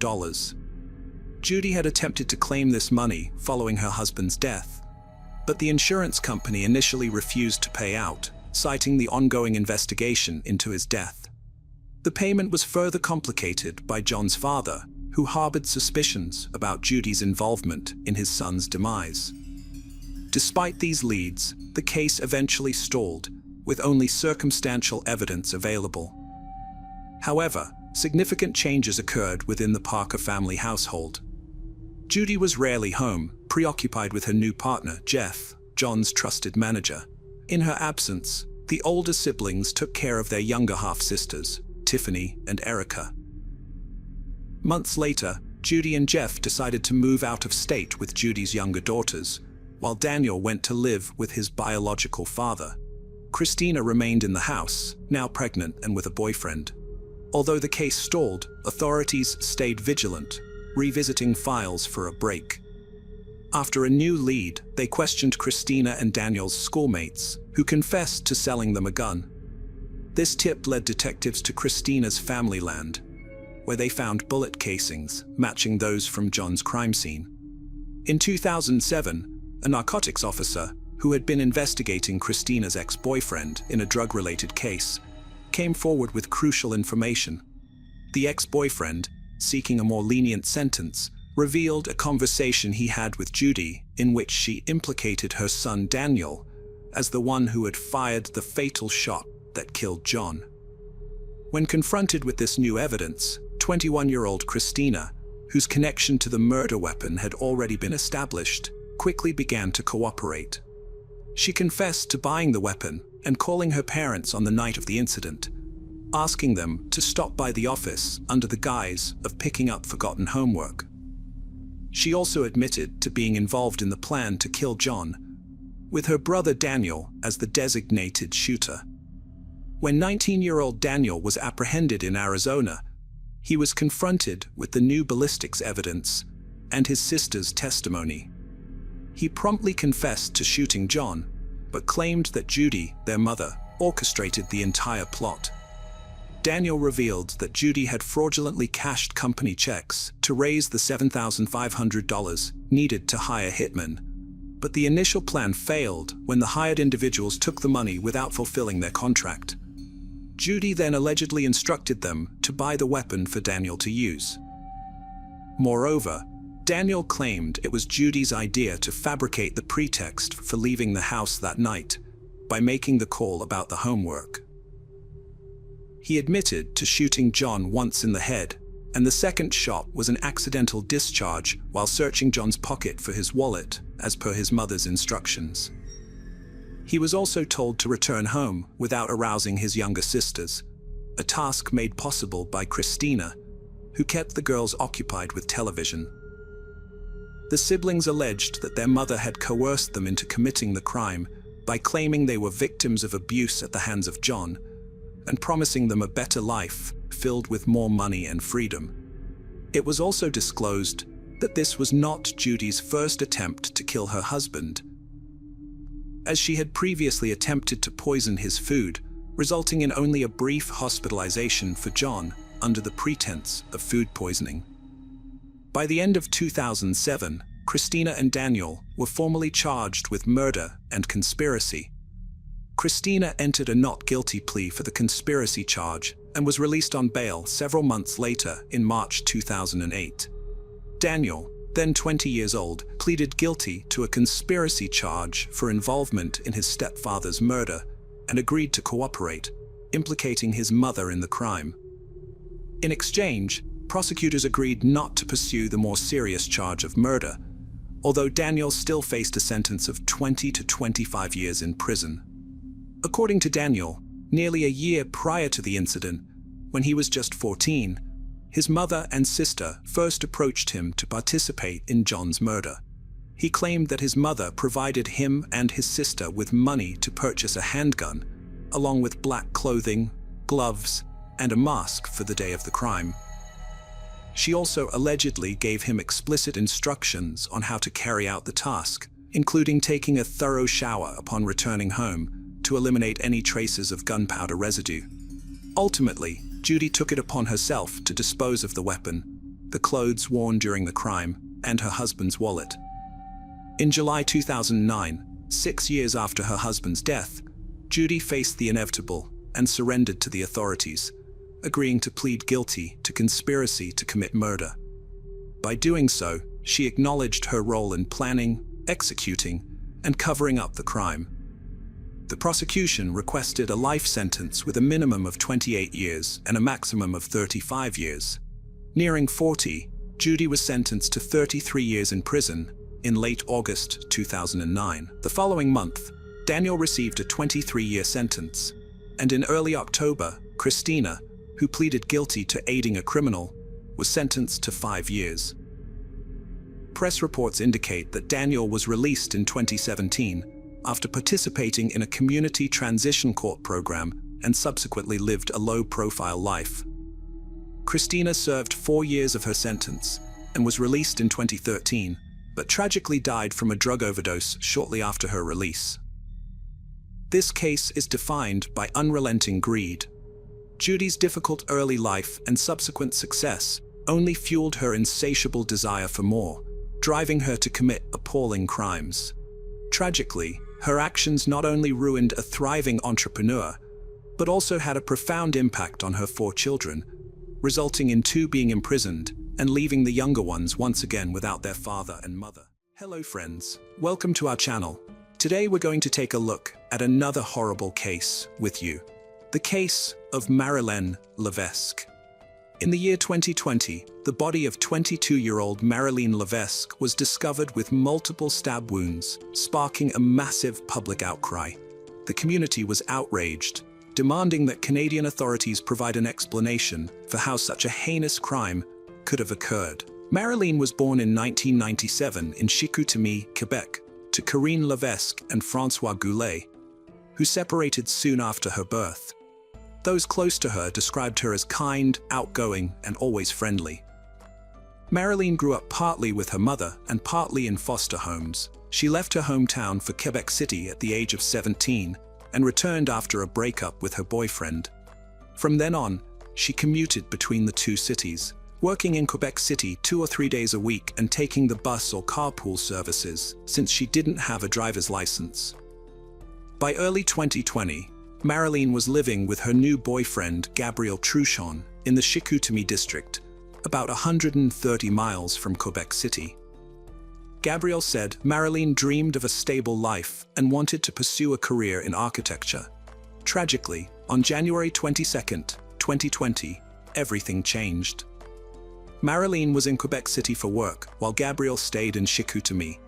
At around 9 p.m., Gabriel became worried when he couldn't reach Marilyn after several attempts to contact her. He then texted her co-workers, hoping someone had seen her. Soon, Gabriel received a call from an unknown number. The caller, identifying himself as a police officer, told Gabriel that Marilyn had been found dead. Forensic experts later determined that she died from multiple stab wounds, with more than 50 wounds on her body. To continue with Marilyn's story, let's go back 17 years. In 2003, Chantal Dechaine, a 32-year-old bartender at a Quebec hotel, met Eustachio Gales, her 36-year-old boss, who oversaw the hotel's guest meals. Soon after, Chantal and Eustachio started a passionate romance. At the time, Chantal was a single mother of 2 girls, aged 10 and 6. whose father she had not lived with for several years. Eustachio, on the other hand, had been married to Joanne Lafront since 1996 and had 3 children with her. Their relationship was tumultuous, marked by instances of physical violence. For instance, Eustachio would occasionally smash walls in their home during fits of anger. On one occasion, while traveling through Ottawa, he assaulted his wife and was arrested, spending 7 days in jail. Despite these incidents and other forms of verbal abuse, Joanne Lafront claimed she wasn't afraid of her husband, describing him as a good father to their children, although his demanding job often kept him from spending time with the family. When Eustachio began his romance with Chantal, he left his wife Joanne and their 3 children to move in with his new love. The whirlwind relationship was soon formalized, and Chantal and Eustachio got married. At first, everything seemed perfect for the couple, as is often the case. Eustachio got along great with Chantal's kids, and they spent their weekends together, going to the movies, skating, and enjoying other activities. However, the relationship began to unravel as quickly as it had started. Meanwhile, Eustachio was working over 60 hours a week as the food and beverage manager at the hotel. He warned his supervisors he would quit on December 31st, 2004, due to the unbearable job pressures, but he didn't confide in his employer about his personal struggles. Eustachio Galisi and Chantal Dechaine had a highly complex and often volatile relationship. According to recent accounts from witnesses, Galisi was intensely jealous, while others claimed that both partners were possessive and frequently argued about it. Friends close to the couple revealed that Galisi would sometimes shout, but never physically harmed Chen, who would often retaliate by insulting or even slapping him. The tension in the relationship climaxed on October 21st, 2004. That morning, Eustachio and Chantal returned home after a night shift at the hotel. Chantal's 2 daughters were still asleep, having spent the evening with Joanie Heon, their babysitter, who slept over at their house because their mother worked the night shift. From the couple's conversation, Joanie learned of the night's argument between them. The babysitter left the house around 7:15 a.m., and the children were supposed to go to school around 8 a.m. Before leaving for school, the girls went in to greet their mother, who was in the bedroom with Eustachio. It was the last time they saw their mother alive. At 1:29 p.m., Eustachio Galisi went to his ex-wife Joanna Lafrance's home to drop off his cash savings. While there, he called the police and confessed to killing his wife, Chantal. 10 minutes later, at 1:39 p.m., the police arrived at Joanna's home, where Galisi repeated his confession and surrendered. Galisi urged the police to hurry to the school before Chantal's 2 daughters returned home and discovered their mother's body. Meanwhile, the police went to Chantal's home, where they found her bloody body on the bed in her bedroom.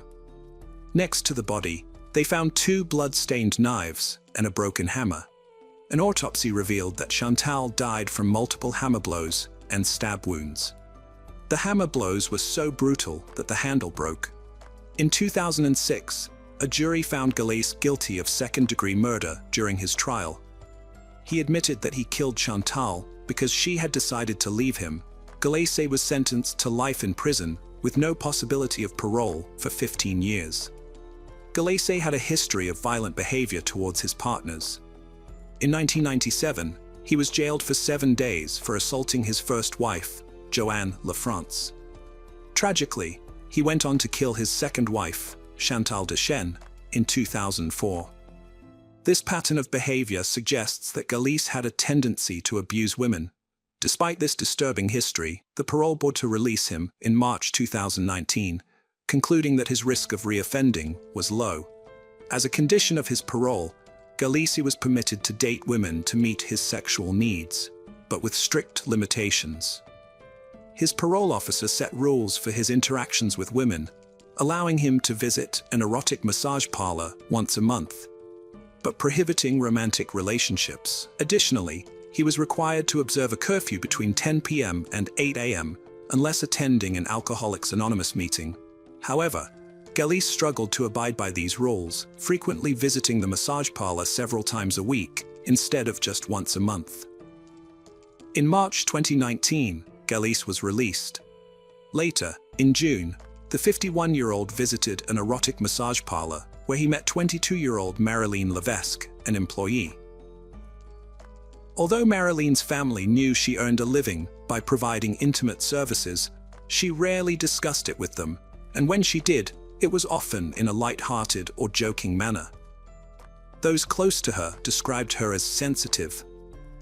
However, she had become rigid about her job, and her relatives believed part of her wanted to change her life and quit. Yet, it's not easy to revert to minimum wage after becoming accustomed to earning the equivalent of 2 weeks' work in just 2 hours. How did Marilyn end up in prostitution? The circumstances are unclear, but one thing is certain: her childhood was difficult. She was placed in foster homes repeatedly. Marilyn's boyfriend and close friends were aware of her workplace and the nature of her job. According to a friend, Marilyn didn't have conflicting feelings about her profession. She openly discussed it without pride or shame. Since she worked in Quebec, 100 miles from their home, her boyfriend didn't object to her occupation. Galice, who was largely left to his own devices, began visiting a massage parlor multiple times a week. Although he seemed reformed to the parole board, his fundamental nature remained unchanged. On several occasions, he became violent towards female employees, resulting in him being banned from the establishment. Unbeknownst to the staff, Galice was a convicted criminal who had served time in prison for murdering his wife. In late summer 2019, when it was discovered that Galice had assaulted multiple women at a massage parlor, the parole board prohibited him from visiting erotic massage parlors, warning him that he would face imprisonment if he didn't comply. However, by then, Galice had developed romantic feelings for Marilyn and found a way to bypass the rules. He offered her $1,300 Canadian to meet him in a hotel room, which she accepted. This was their first encounter outside of a massage parlor, and it happened without any issues. Galice felt deeply sympathetic towards Marilyn, so he started opening up to her about his emotional struggles. He shared with her how much he still missed his late wife, whom he had mourned for 15 years. But he didn't reveal that he was responsible for her death. After this, Galice began to sense that Marilyn was distancing herself from him, and their connection was deteriorating. He felt rejected, which sparked anxiety and jealousy within him. Galice scheduled another hotel meeting with Marilyn for January 22, 2020. Marilyn told her boyfriend that she generally avoided hotel meetings, preferring massage parlors instead, as they had guards to protect the workers from potential issues and to escort troublesome clients out. However, the attractive offer of $2,000 convinced Marilyn to agree to another hotel meeting. Around 8:30 p.m., after dinner, the couple went to their hotel room. At 11:35 p.m., Galice arrived at the police station and, similar to his 2004 case, confessed to murdering Marilyn. The police rushed to the hotel, hoping to find Marilyn still alive. Unfortunately, she had already been killed. The autopsy revealed 57 stab wounds on her body. It was determined that Galice had spent about 2 hours at a bar before surrendering to the police, during which time he got rid of the murder weapon and Marilyn's cell phone. A terrible event occurred, but it was made even more distressing by the perpetrator's identity, past, and the circumstances surrounding his latest atrocity, sparking widespread outrage and demands for answers from the authorities. Bill Blair, the Secretary of Public Safety, expressed his condolences to Marilyn's family and stated that her death was preventable. Quebec Justice Minister Sonia Lebel sought an explanation for how a violent criminal like Galice was granted parole and questioned whether the officers involved had sufficient training to assess public safety risks. She also called on Federal Public Safety Minister Bill Blair to investigate the situation. An investigation commission was established to examine the parole board's actions and found deficiencies in their work, case management, and supervision of the offender.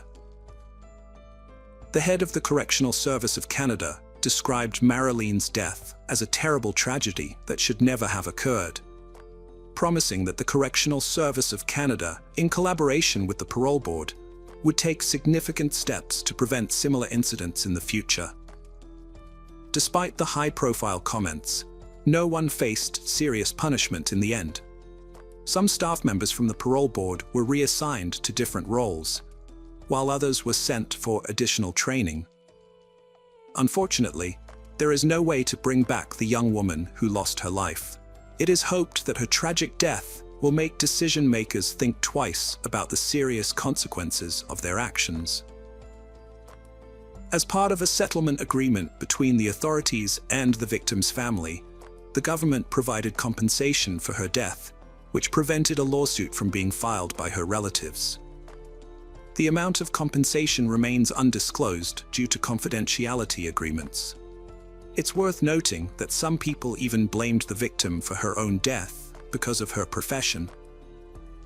Galice was initially charged with second-degree murder, but the charge was upgraded to first-degree murder after it was revealed that he had planned the crime in advance and purchased the knife beforehand. Galice admitted his guilt, confessing that he had deliberately planned the murder. During his trial in February 2020, the prosecutor argued that Galice's motivation for the crime was jealousy, resulting from his realization that Marilene was using him for financial gain. On February 27, 2020, the 51-year-old Eustacio Galice was convicted and sentenced to life imprisonment. This time, he will be eligible to apply for parole, but not until he has served 25 years, unlike the 15-year requirement following the murder of his wife. Do you think Galice will be released again if he lives to be 76 years old? Share your thoughts.